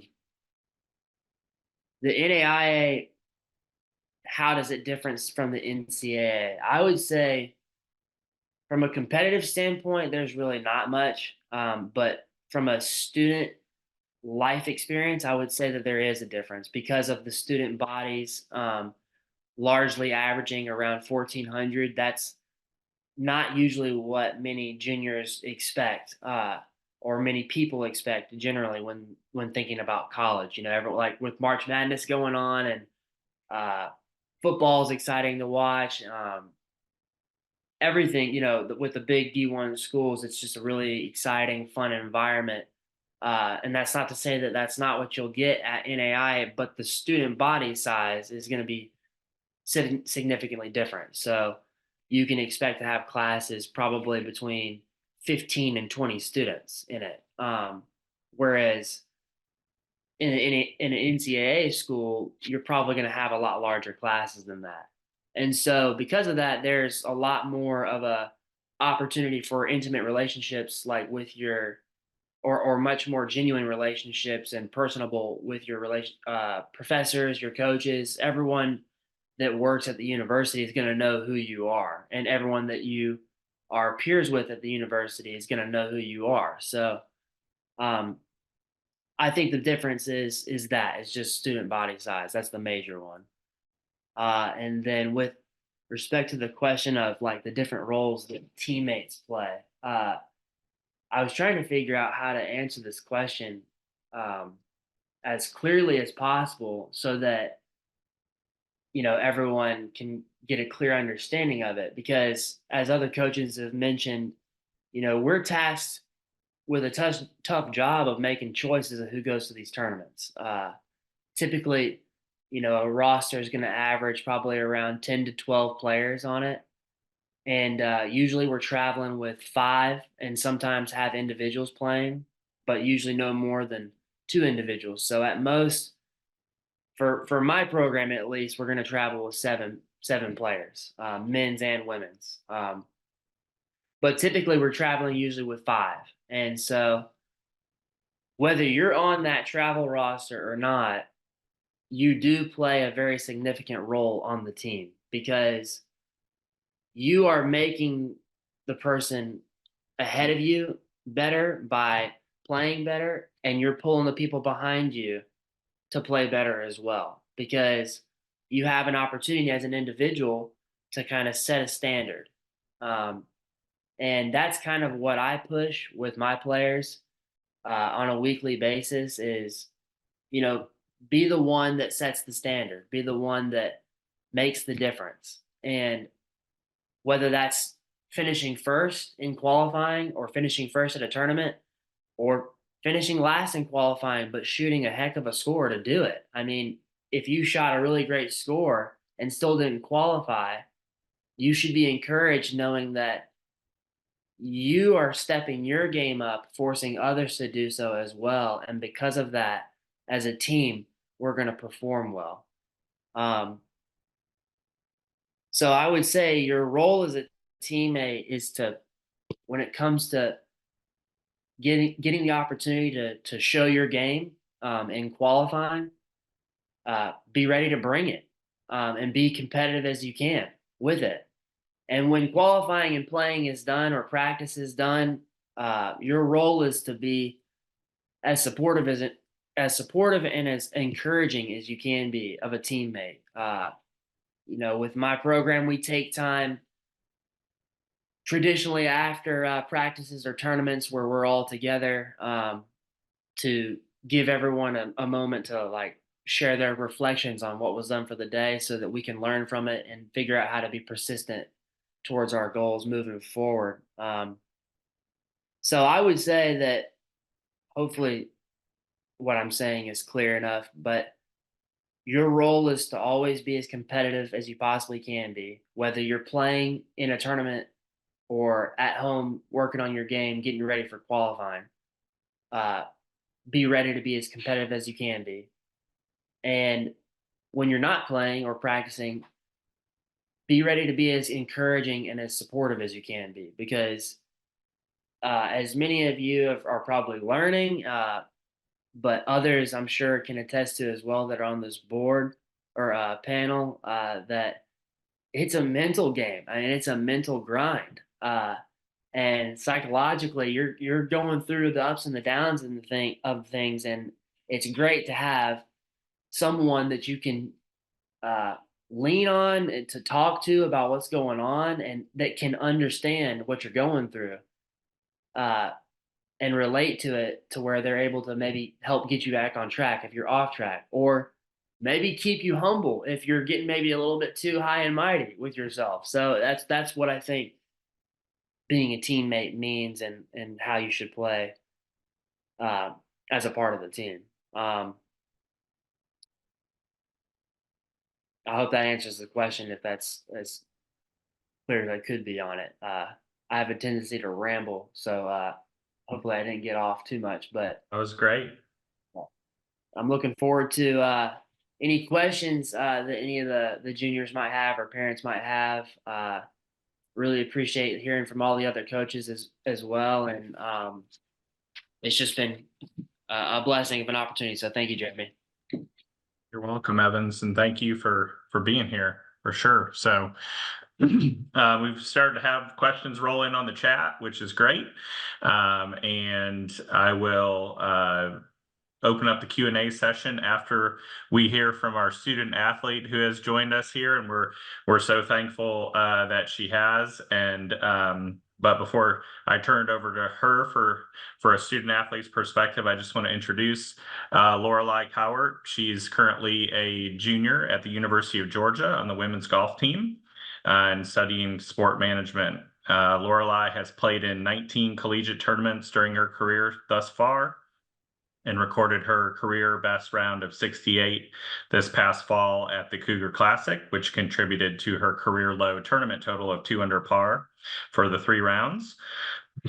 In 2022, Lorelei was named to the SEC's all-freshman team and has competed during her tenure in SEC championships, NCAA regionals, and the NCAA championships thus far. So really good experiences there. Lorelei is a native of Carrollton, Georgia, and where she was named the 2021 Georgia High School Player of the Year for all classifications by the Atlanta Journal-Constitution and the Georgia Athletic Coaches Association while she was playing for Carrollton High School, and also captured the 2021 6A individual state title during her time. She also enjoyed much success in the junior golf ranks on other tours, was a 10-time winner on the AJGA, GSGA, and SJGT between 2018 and 2020. She also won the 2020 National High School Golf Association Invitational held at Pinehurst Resort. And Lorelei has also qualified and reached the quarterfinals of the 2021 U.S. Women's Amateur 4-Ball Championship with her partner, Ava Merrill. So Lorelei's had a very successful career as a junior golfer, and during the first part of her career as a collegiate golfer. So I'm going to turn it over to her for some of her perspective. I've asked her to just kind of talk about her perspective of college golf as a student athlete, how she manages her time between school and golf, and how to be a good teammate, and some of the pros and maybe not so pros of being a college athlete. So Lorelei, thanks for joining us. Yeah, thanks for having me. I actually like talking about time management. I'm actually sitting in my car because I just got done with a lesson. It's our day off, but like we have to make it work when we can come have a lesson of our own. Just a little more about time management. So we have like the coaches that schedule the practices and everything for us. So like we have workouts, practice, and then also like playing time. So workouts we'll have 3 a week, and all last about 45 minutes to an hour. And just as a whole in D1, we have 20 hours to work with. So we can have anywhere from an hour and a half practice to a 4 hour practice. So it just depends. And it really changes week to week. But also on top of practice, we have class, right? So the best advice I was ever given when I was a junior golfer going to college was by my high school coach at Carrollton. He said there's 3 things you have to choose from in college: academics, social life, and athletics. He goes, you can only pick 2 and one will drop. And kind of, if you're going to be on a sports team in college at a Power 5 conference, you kind of have to pick athletics because that's what you're there for. So my freshman year, I wasn't as good at my time management. I chose social life and athletics. Wrong pick. um, so I would spend most of my day kind of going to class and then at practice. And then afterwards, I didn't really want to do my homework or my schoolwork. So I would just choose my social life. And my athletics suffered for it. And I had my coach, Josh Brewer, who was on here. He kind of talked to me and was like, hey, like, we kind of need to get this in order. So I found it to where about 4 o'clock, I'll make sure I get my academics done because we're usually done with practice and everything by then. I'll start my academics then. And I'll do that for about 2 hours every day. And then I kind of shut it off because I know around 6 o'clock I get tired of it and then I'm just mentally not as focused. And then I kind of, whether I'm hanging out with a friend or just watching TV or something, just kind of relaxing, I found that that's helped me become a better, not just golfer, but also student, because you can really get bogged down on everything that there is to do. So I know I kind of rambled, but 3 things: social life, academics, and athletics. You kind of just have to figure out what works for you. Um, and that's going to happen through trial and error. And that's just something you have to kind of play around with. And I mean, you're going to get it wrong. It's just going to happen. But I think you have to not be afraid to get it wrong. And also, if somebody steps up and tries to help you figure it out, take their advice, whether that's coming from a teammate that has been there and done it before, take their advice. Or if that's a coach that comes in and steps in and is like, hey, like, think you need to figure out a better way to do it. You just kind of have to listen. And also, you can't be afraid to ask for advice. I think that's something that's so underrated that so many people are afraid to do, is to ask for advice. I think if you don't ask for advice, you're not trying, like, because you don't care enough to help yourself to do better. But I mean, that's kind of mainly what I have on time management. I mean, I still get it wrong. I sometimes, like, having 4 classes or 5 classes can be hard. So you kind of have to pick. I do this is probably not necessarily the proper way to do it. I pick what my hardest classes are and I put more time into those, because you're always going to have some classes that are harder than others. Like last semester, I had a finance class, and that's typically known in the sport management major that that's one of your hardest classes you're going to have, and you're going to have to devote the most time to it. So when picking out your schedule ahead of time, I know that I'm going to have to take finance this semester. What are some possibly easier classes I can pick to take with that class, like in that semester? So I took finance, and the sport management classes tend to be semi easier. So I picked a few of those.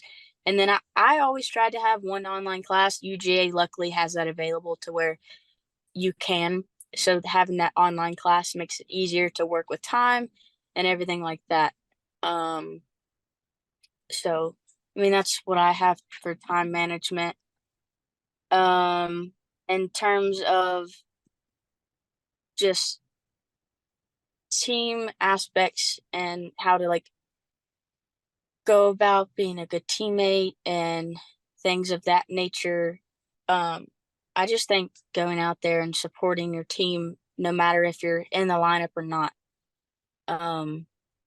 I've had experience on both sides of things. Like, like it was mentioned, I've been in a regional, I've been in an NCAA national championship, and in the NCAA national championship, I played the first 2 rounds, and then I got pulled because I might not have been playing the best. So we gave another teammate a shot to go in and play and help our team, and it did. And in that instance, you can be as mad as you want, but you know that it's not personal. Your coach is just doing their job and trying to do what's best for the team. So you have to sit there and encourage that person and tell them that they're going to do great. And then also, you can't throw a pity party, a self-pity party. You have to go and still encourage your team and go out there and watch them, but also at the same time work on your game, because that's what you might get put back in. And in the end, I did get put back in. I ended up we made it to match play, and I got put back in for match play, and I was ready to go. And the teammate that got pulled for me to get put back in was very encouraging. So I mean, it's just a lot to like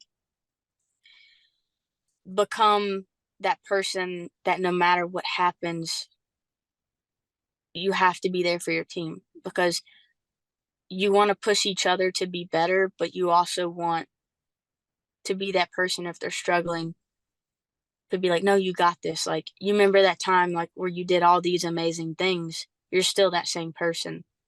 So, and then you just also have to learn how each person operates, because you're a team of, we have 10 people and 10 women in a group. I mean, you can have your issues and differences, and you just have to know how each other operates. And you don't have to be each other's best friend, but at the end of the day, they're still your teammate. You have to just hold each other accountable. And you might step on some toes sometimes, but that's a part of being a team, and that's a part of being kind of what you signed up for. A little bit of Georgia, we have a team captain. Her name's Katarina Don. She's a 5th-year senior, and her role is to kind of like, if any incoming freshman or anybody on the team has a question, you can go to her, and like no matter what it is, she's going to help you out. She's going to help you figure out how to handle whatever situation it is, or even if it's just a, hey, what time, like, do we have practice? She can help you out with that. So I think having that captain role in a team is very important, because it kind of helps out the team, and it helps the culture of what is built transfer from year to year, because you do have players moving in and out, like maybe 2 or 3 every year and 2 or 3 coming in. So just having a culture on a team and helping that build and stay and transfer from year to year is really what it's all about. And it's just about encouraging each other and helping each other every day, maybe just be 1% better.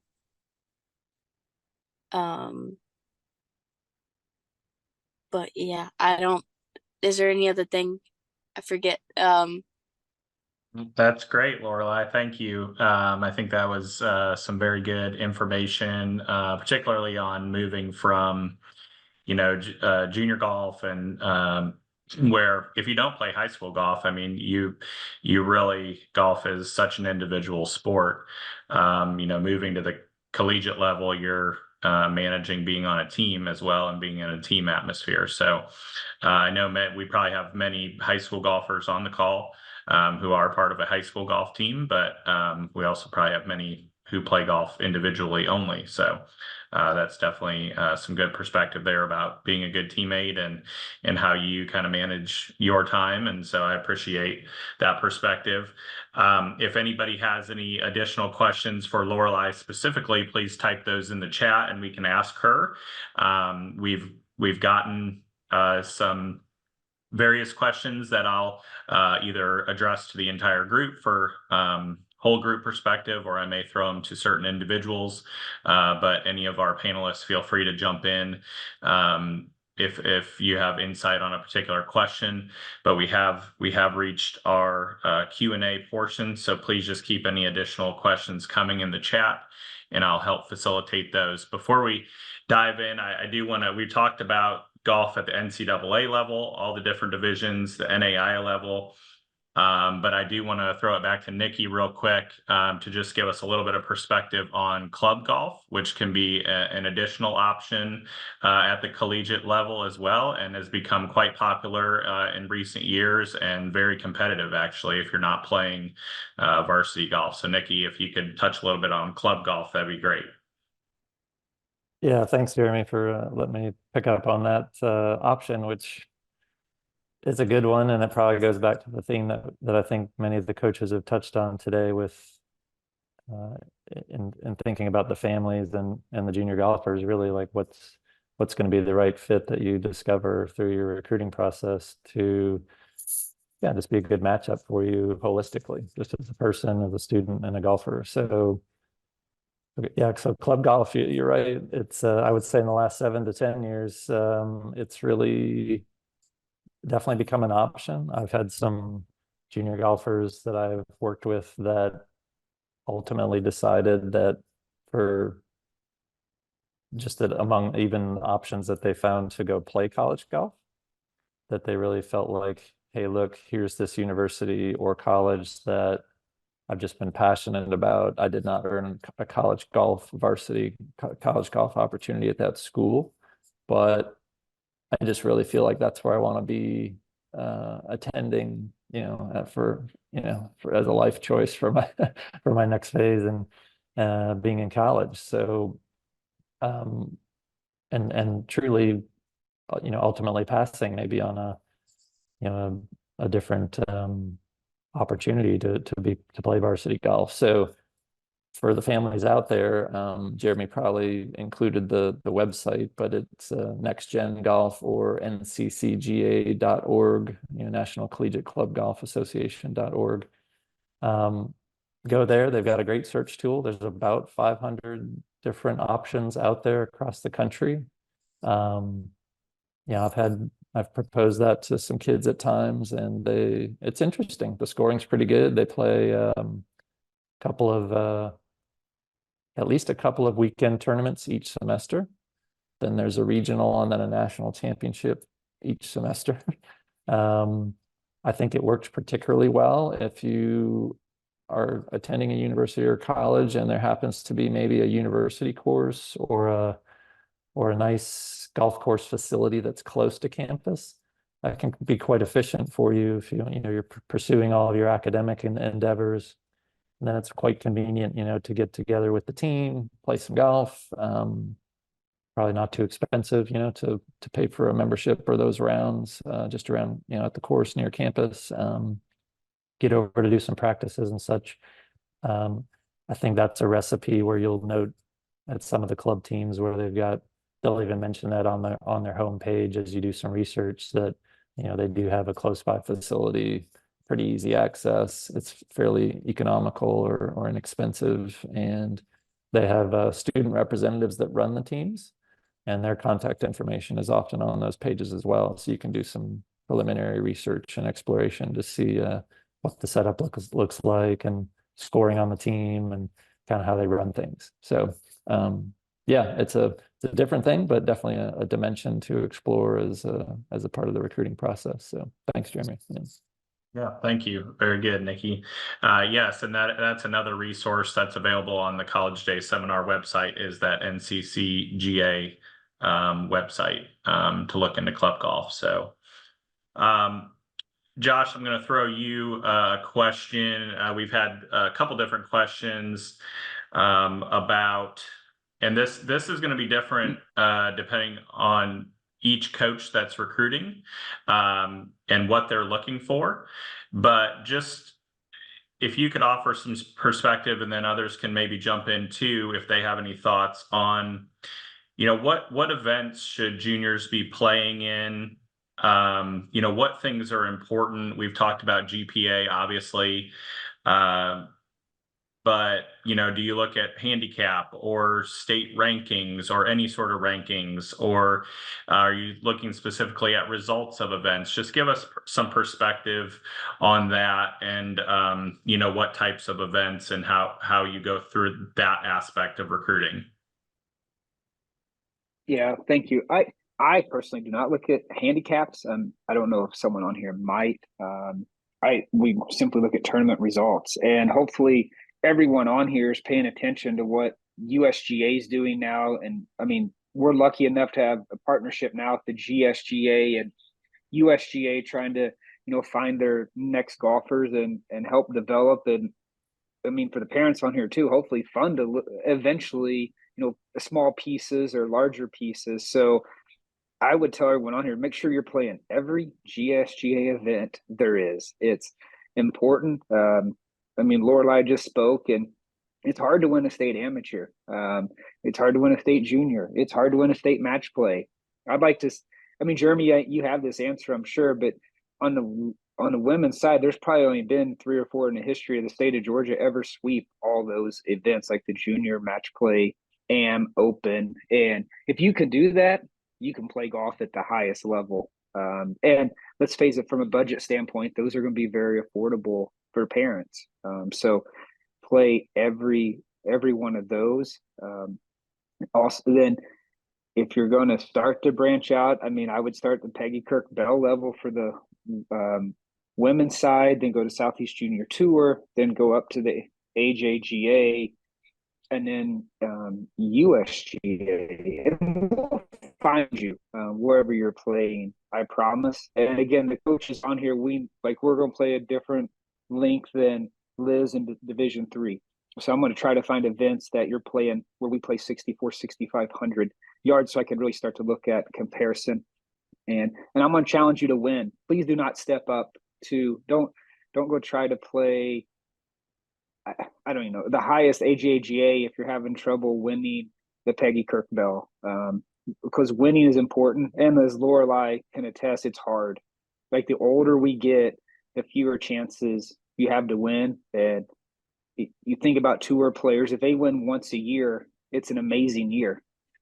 Put in perspective and value the chance to win, no matter if it's 2 players or 10 players you're competing against it. And on top of that, Jeremy, parents, please send us, or I should say golfers, send us your schedule, like where you're going to be. Like, send us exactly. And please, if it changes, please notify us, especially if we start communicating, because I've hopped on a flight before, and I bet everyone on here has either driven somewhere and then that player's not there. It's very frustrating. Because again, we have a budget just like you do. So just communicate. That piece you cannot over communicate, I promise, on events. And ask people what you should play, and ask the coaches what they want to see you play, because we're all going to give different answers. I can let others speak now.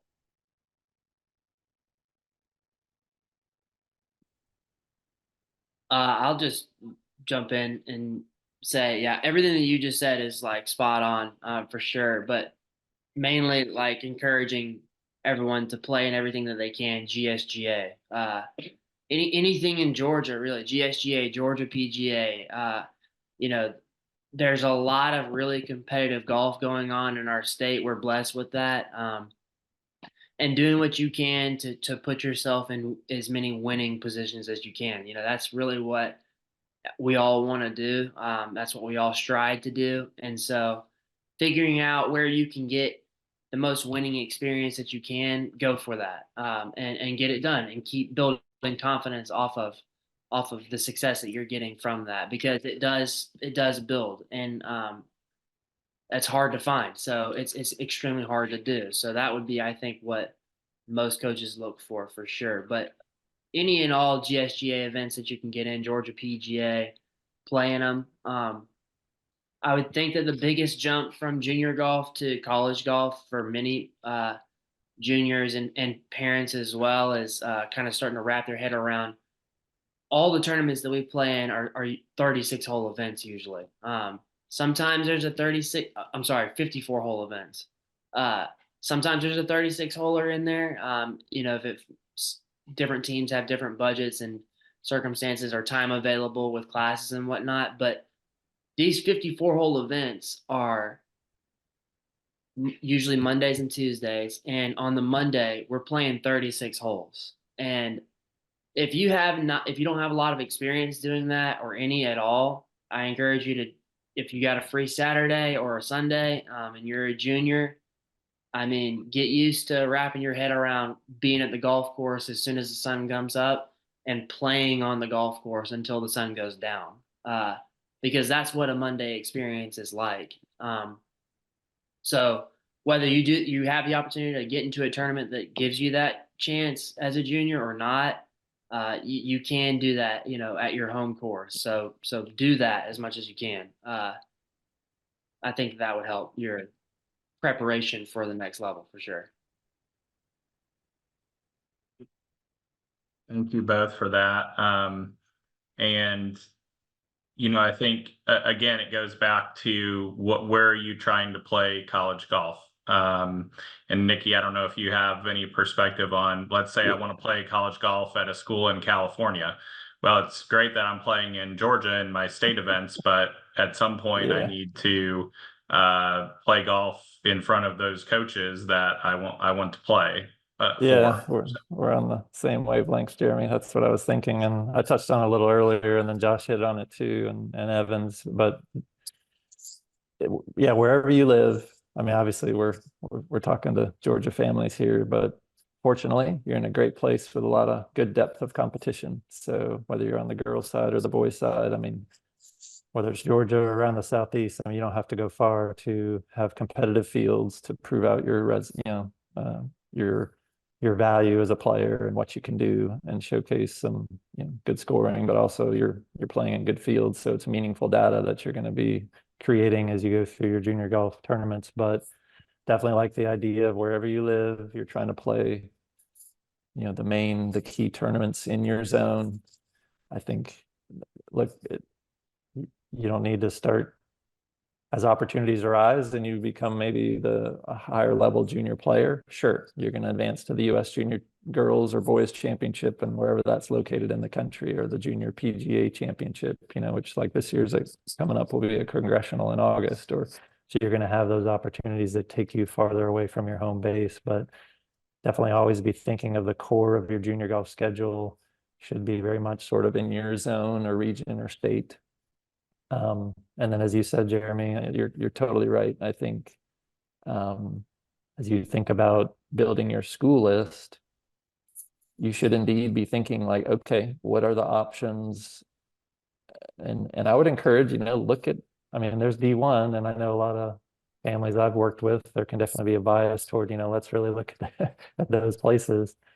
But there's that's why we have coaches representing the different arenas and divisions and aspects of college golf, because there really are great teams in different levels. And often I'll encourage families to have a list of schools that pulls from those different divisions or aspects of college golf, which is a great thing. And but the point that you made, Jeremy, is great. I think that when you build that school list, it's somewhat meaningful that you are probably trying to select a good number of schools that are sort of around the zone where you compete. Those coaches are going to have the deepest knowledge and awareness of the courses you're playing, what your scores mean, other kids, that are in the field, how you're measuring up with other competitors.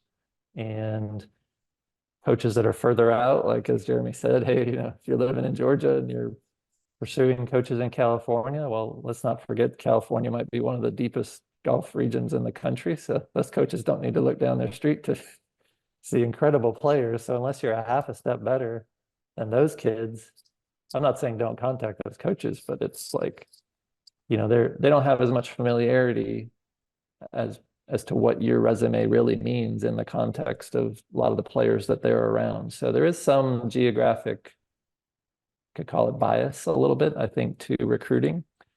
Not saying always, but that can be an element to be aware of as you think about building your school list, parents and junior golfers, and paying attention to that a little bit. The geographics of your search will serve you well, I think, if you definitely have a core of your selections right around kind of where you're located. So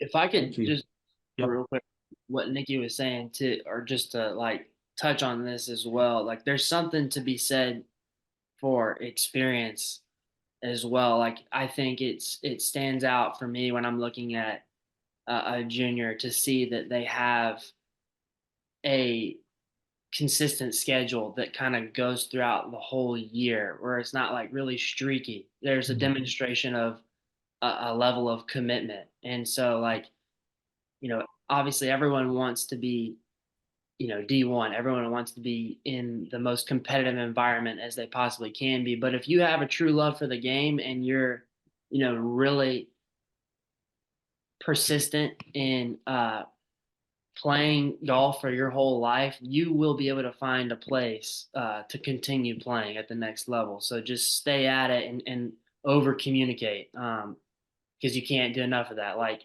Coach Josh said, I mean, you can't keep us underinformed. So get your list of schools, like you said, Nikki, get a good solid idea. But if you have a real love for the game, stay at it, stay consistent, and keep broadcasting your interest to be competitive at the next level, because someone will find you and you'll find your match somewhere for sure.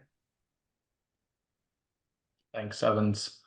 Appreciate that. And we had a question come in, specifically going to throw this to Liz and Evans for your perspective at D3 and NAIA. But what is the flexibility to have additional athletes on your roster, or maybe talk a little bit about your roster sizes to where you could maybe extend an opportunity to a player with great potential but may not be in your starting lineup right away.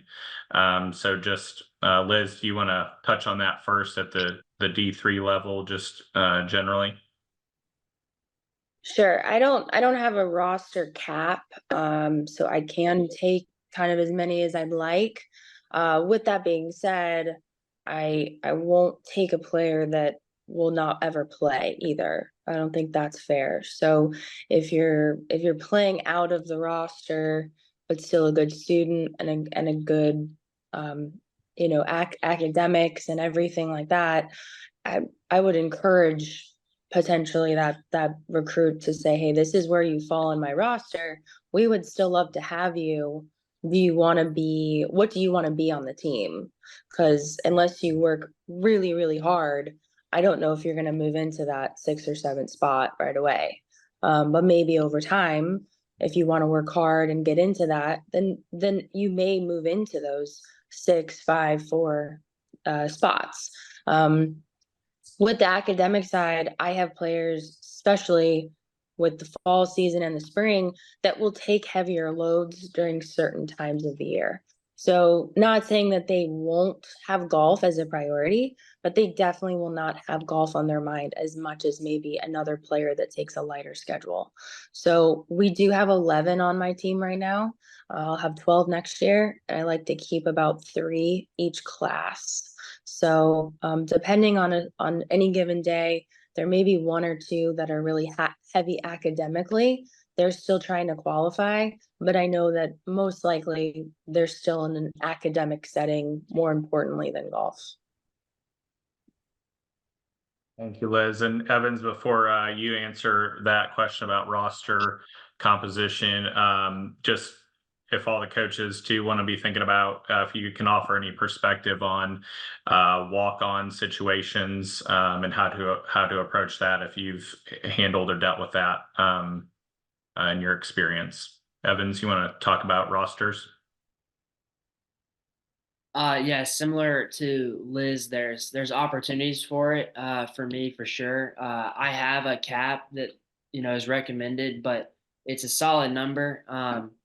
And I'm always open into looking and giving the opportunity for walk-on positions for sure, because like I said, if I can see that you're demonstrating a serious effort in continuing to play competitive golf, but the scores maybe aren't there, that player kind of flying under the radar is someone that I'm always on the lookout for. So if the scores aren't there, and we'll,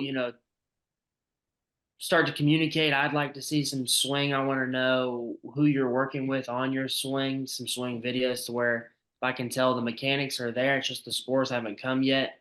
Well, maybe you're a late bloomer, so I'm going to give you a shot. But what I'm looking for mostly in those type situations, are you able to demonstrate to me that you're serious about committing to uh, the student athlete lifestyle of being as sharp as you can be in the classroom so that you can be as sharp as you can be on the golf course, and you're seriously interested in just if it's one stroke a day, 1% better. I think I heard Laura Lee say if it's just 1%, you're improving, and that's the type player, that's the type energy that I'd be looking for all of my athletes, but at minimum that if you're going to be a walk on.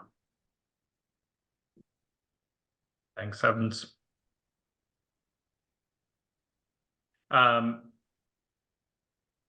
We've talked a lot about academics and the importance of academics. Yeah, I'll just throw this to the panel.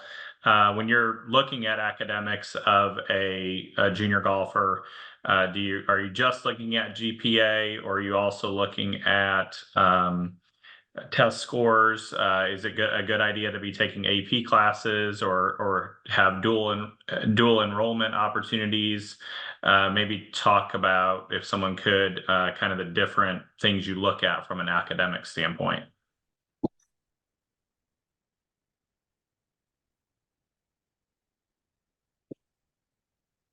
I mean, I'm truthfully, I want golf scores first. I mean, we're going to look at your academics, and I don't know if President Moorhead, University of Georgia, would be happy with me saying that, but it's reality.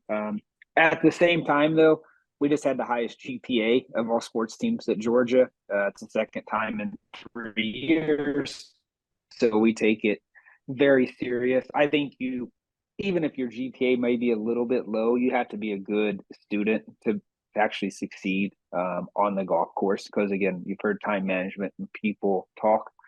Also need to figure out, like, we still require the SAT. Like, you need to figure that piece out too. There's a lot of schools that don't anymore, but we require certain testing. I would say take as many AP classes as you can. It's like, it'll make your life easier once you're at college. And if you can find dual enrollment and things, I would say do it. Again, I just think it makes a transition easier for you. And also, you got to remember too, you heard Lorelai say it. I mean, we only allow one online class a semester for our athletes. They still go to class. Again, that's not common across all schools, and Nikki probably knows better than me, but I think going to class is really important from a social standpoint. So I'm glad Georgia, still makes their students, not just student athletes, but students, go to class.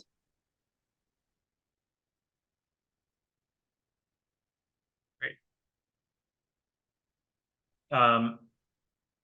If everyone could really quickly, just because there's been some different yardages that are played at each level talked about, but just a quick recap for everybody. And Josh, I'll start with you. Just if you could really quickly, just a ballpark range of collegiate events on the men's and women's side at each level, the type of total yardage you're playing. Women are going to play 6,300 to 6,700. Men, I'm probably going to get this off a little bit. I was going to say about 7,100 to 7,600. Yeah, men, I think you could safely say whatever the golf course has available, they're probably going to be playing it. So, Todd, do you have some thoughts on D2? It's roughly about the same. On the women, probably a little bit less. Sorry, 58 to 64. And then on the men, anywhere from 7 to, like Josh, at 76. But there was something I was going to say. I don't know if anybody's asked this question, but I haven't heard it brought up, and I don't know why it just popped into my head. But if you want to play collegiate golf, you have to be on the NCAA Eligibility Center. I don't know if anybody's familiar with that. You go to ncaa.org and go to the Eligibility Center. You may have to go to your high school counselor to have them do that, but you have to be registered to play collegiate golf. Yeah, you're right, Todd. Yeah, just to touch in there. So Todd, totally correct. So usually the NCAA will their guidance would be during start of your freshman year of high school. You can go to the website that Tav just referenced.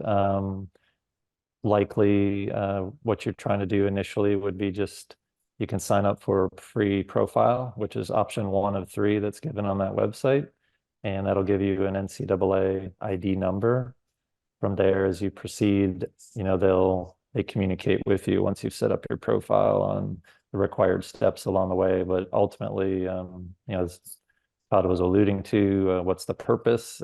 Basically, they're confirming that you'll be an academic qualifier, satisfying the basic academic requirements to play collegiate athletics, and that you're not a pro and you're an amateur. So the amateurism aspect. But yeah, those are the basics. So that was good. Thanks, Todd, for I should have mentioned that earlier, but you saved me. No, it's okay. Then go back to Josh's view. The GPA, what I do, I look at when they enroll in the eligibility center, I'll get on there because they're required to send in their transcripts. I'll look at their transcripts, and yeah, if their GPA is a little bit low, but I see in some classes they excel, I kind of just judge and evaluate that, and don't judge it, evaluate it, and that gives me a really good perspective on their academics. Thanks. There is a link to the NCAA Eligibility Center on the College Day website as well. So again, we'll be sending those resources out. Liz, can you give us a quick ballpark on D3 women's and men's yardage? Sure. So my ladies will play usually somewhere between 56 and 58. We do play D1 events. So we played at Columbia. We're going to the University of Georgia tournament. So we will jump up and play those 63 to 6,200 yards distances at D1.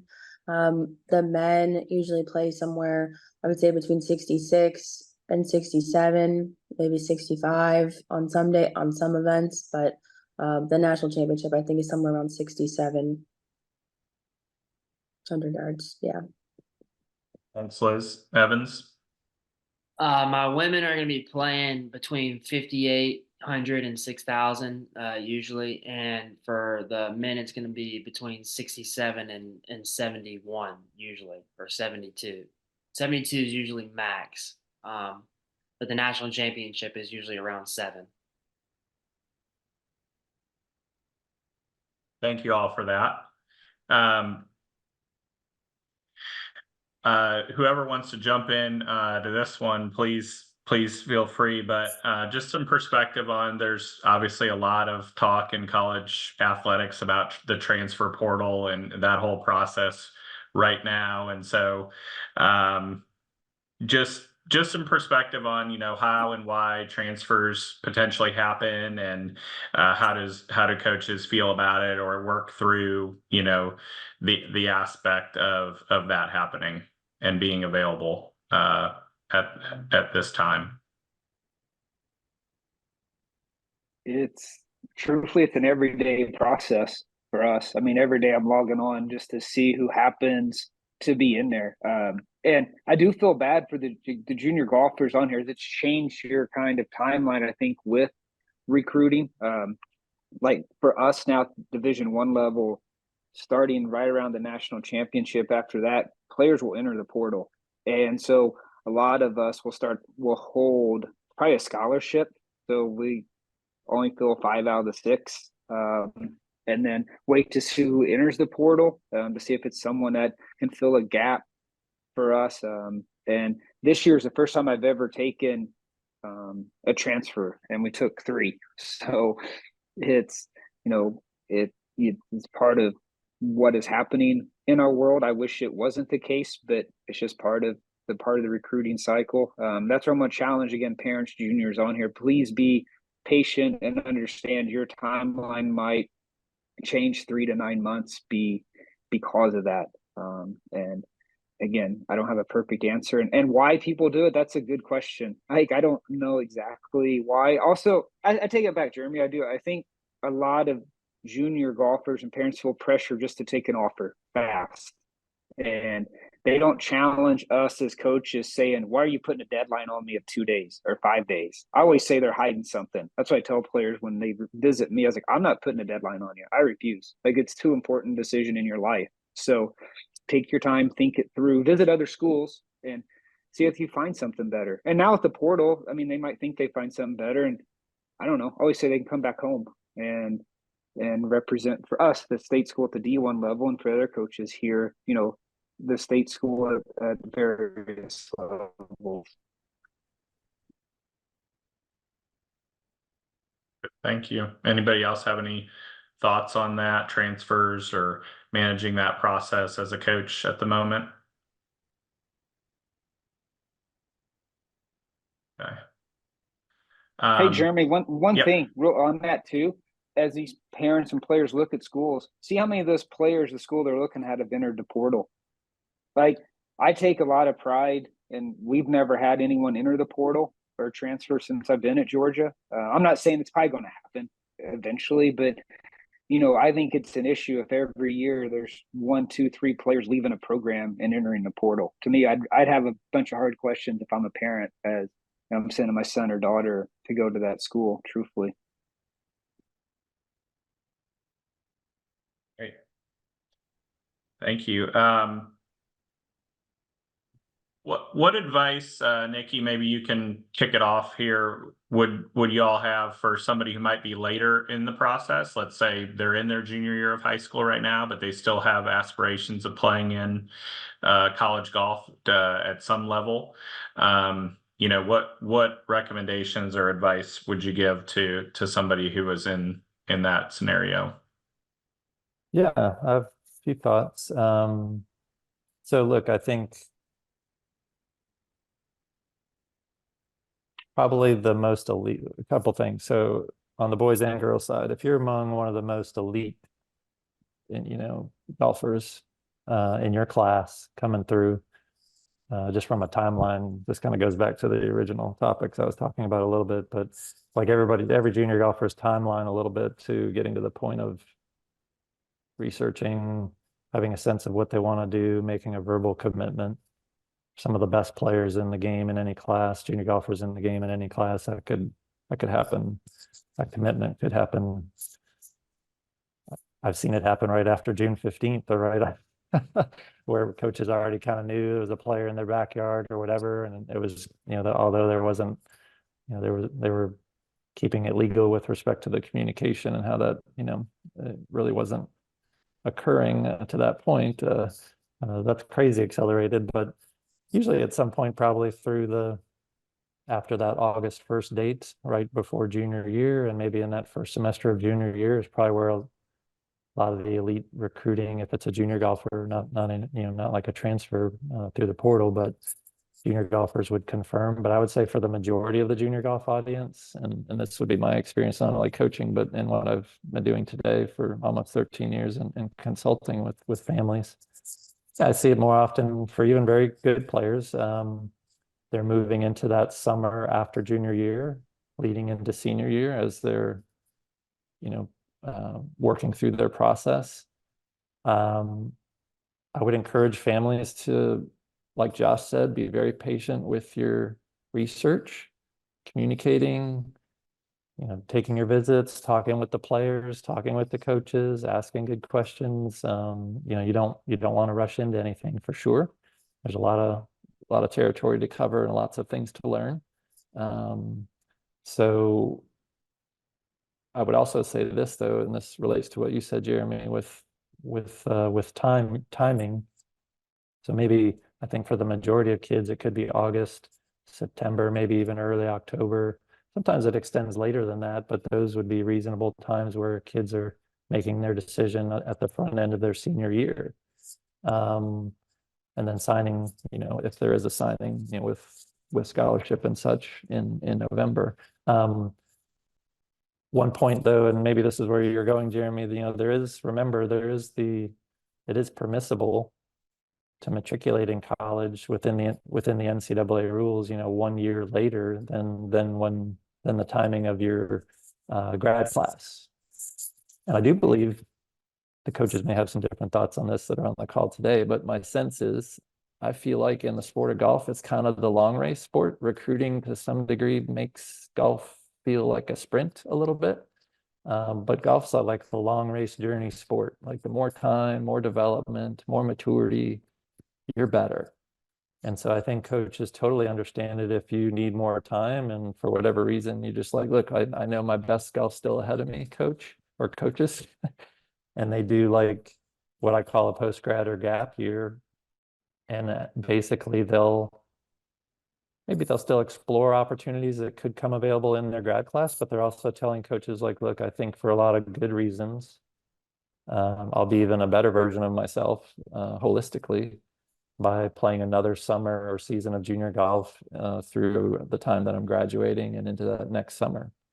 And that's totally permissible. And you could start college 1 year later than you normally would have. And I do think there's a favorable reaction from the coaching audience there. So I'm not saying families, should be, you're trying like really considering that right up front, but I think knowing that that's a card you could put on the table as a strategy to play as you go through your process maybe helps you breathe a little easier and stay a little more relaxed in a process that sometimes can feel a little pressure packed at points.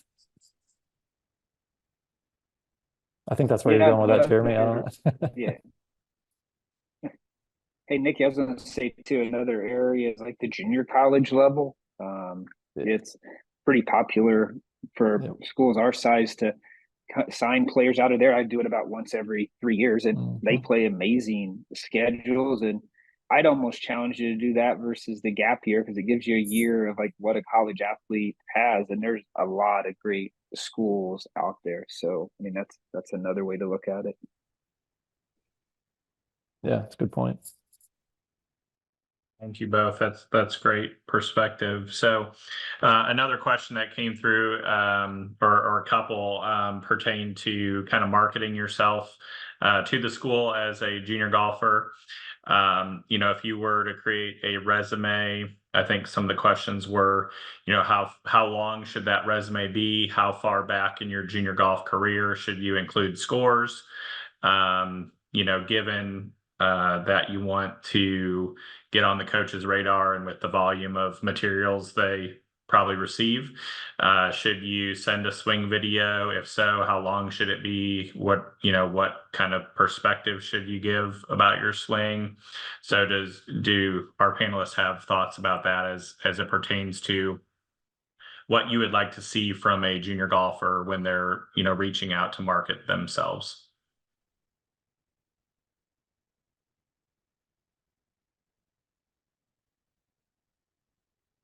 I guess I'll just continue to talk. So, from the marketing side, remember, put contact information for like your swing coach, putting coach, mental coach, anyone we can contact by NCAA rules, especially if we are unable to speak to you based on your age. That is very important. Also, lead with your graduation year somewhere because it does matter. I think we probably can find you quickly in the state of Georgia who you are, but not all coaches can. So let us know exactly when you graduate because it becomes very important, and you can kind of compromise, your recruiting with that school if they happen to try to start communicating at the wrong time. And then I like it brief, so that again, I'm speaking for me. I want just simple information, and I don't need a whole bio of your life. But again, Evans or someone else might have a different philosophy. No, I agree.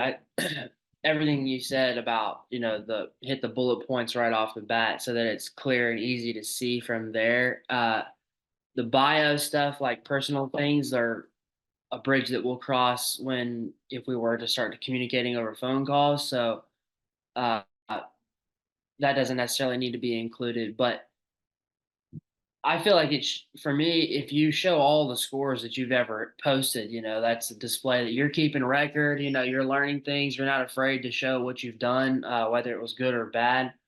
And hopefully maybe obviously you want to see a display of improvement. But I don't think there's a limit necessarily to how far back you should go. Maybe not let I mean, for me, I'm probably not going to be too interested in scores like 10 and younger. But you know, I like to see that you're keeping record of things so you can definitely show it. But the bullet points are important. Your recruiting class, I mean, all the references that you have for contacts that we can call and do our uh, communications with and all that, just to be able to have reference, someone to vouch for what you're doing and all that.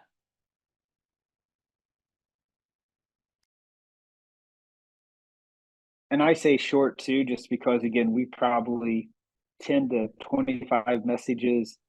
I guess a week would probably that'd be low on the low end, but from recruits, so we quickly try to, especially during our busy this time of year. Truthfully, I quickly look and just kind of see and move on. So, as I think Jeremy or Nikki said, pay attention to our schedule. We try to pay attention to yours and try to hit us at a time.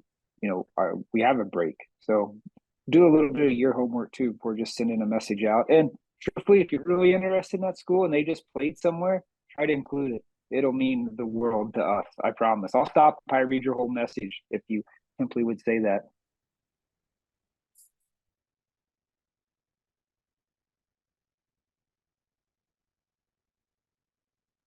Anybody have any thoughts on specifically the swing video side of things? Is that something you want to see, you don't want to see, as it pertains to if a junior's reaching out to you? Yeah, it is. It's something I want to see.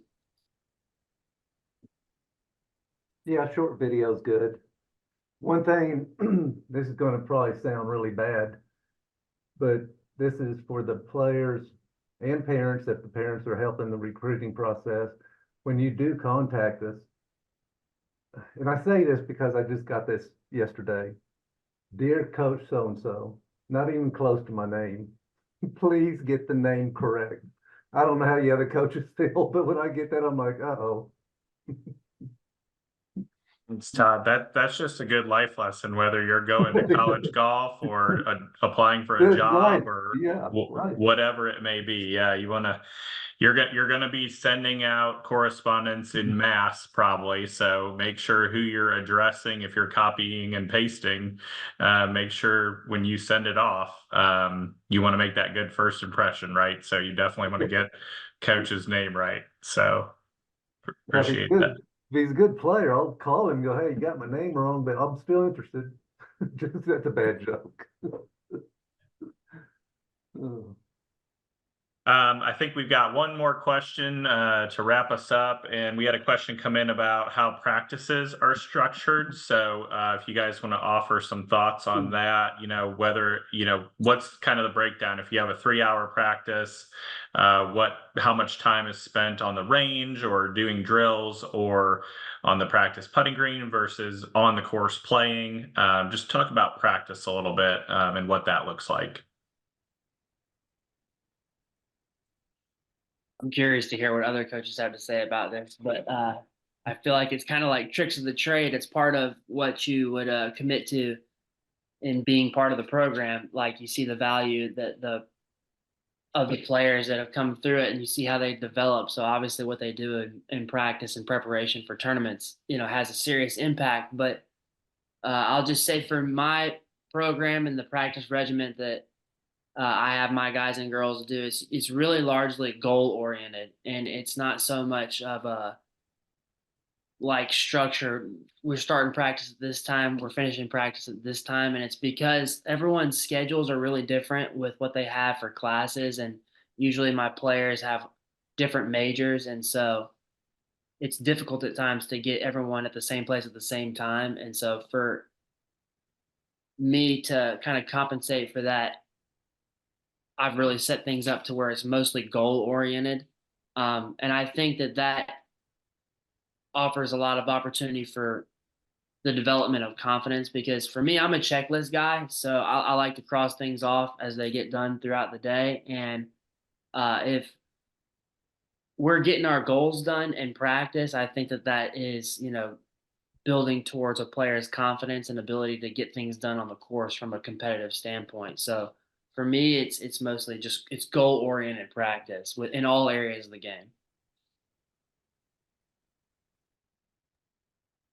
So I think we do a little bit of that, also very goal orientated activities, but we do a lot of time drills or processing drills. So I'll do like 30 minutes of open time for them so that they have their own time to work on their own drills and then go right into like stations or drills. But usually it's like broken down into 30-minute bunkers, short shots, things like that. We kind of break through over time. For us, we need more quality practice versus time practice, just because with academics, they're very, very structured. I've got girls that have night class. So when we get there, we have to get things done. They'll have different drills that they do through Clipped, through our software, so that they can see what they're specifically working on. And then usually my assistant and I will rotate through that. And then go to the golf course if we can for that like last 30 to 45 minutes just to get more real life experience.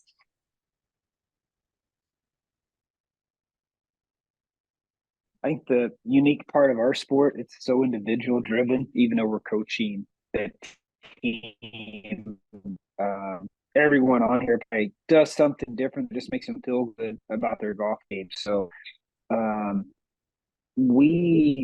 so Monday, Wednesday, Friday, we spend 90 minutes as a coaching staff with every player on our team. So my assistant and I start at 8 o'clock and end either at 5 or 6 in the evening, and simply create a practice plan those 3 days with the student athlete based on their tournament results, practice results, and during that time, I track every shot that's hit in some capacity and put it into spreadsheets and just continue to come up with what I think the plan to help them get better. And if Lorelai's on her, she could speak to it. Like, it's intense, but it makes you feel comfortable and confident. So we do that those 3 days. It's the same days we work out. So it also lets them take classes at various times of days. Then Tuesday, Thursday, we're going to have more team. Either we're going to qualify or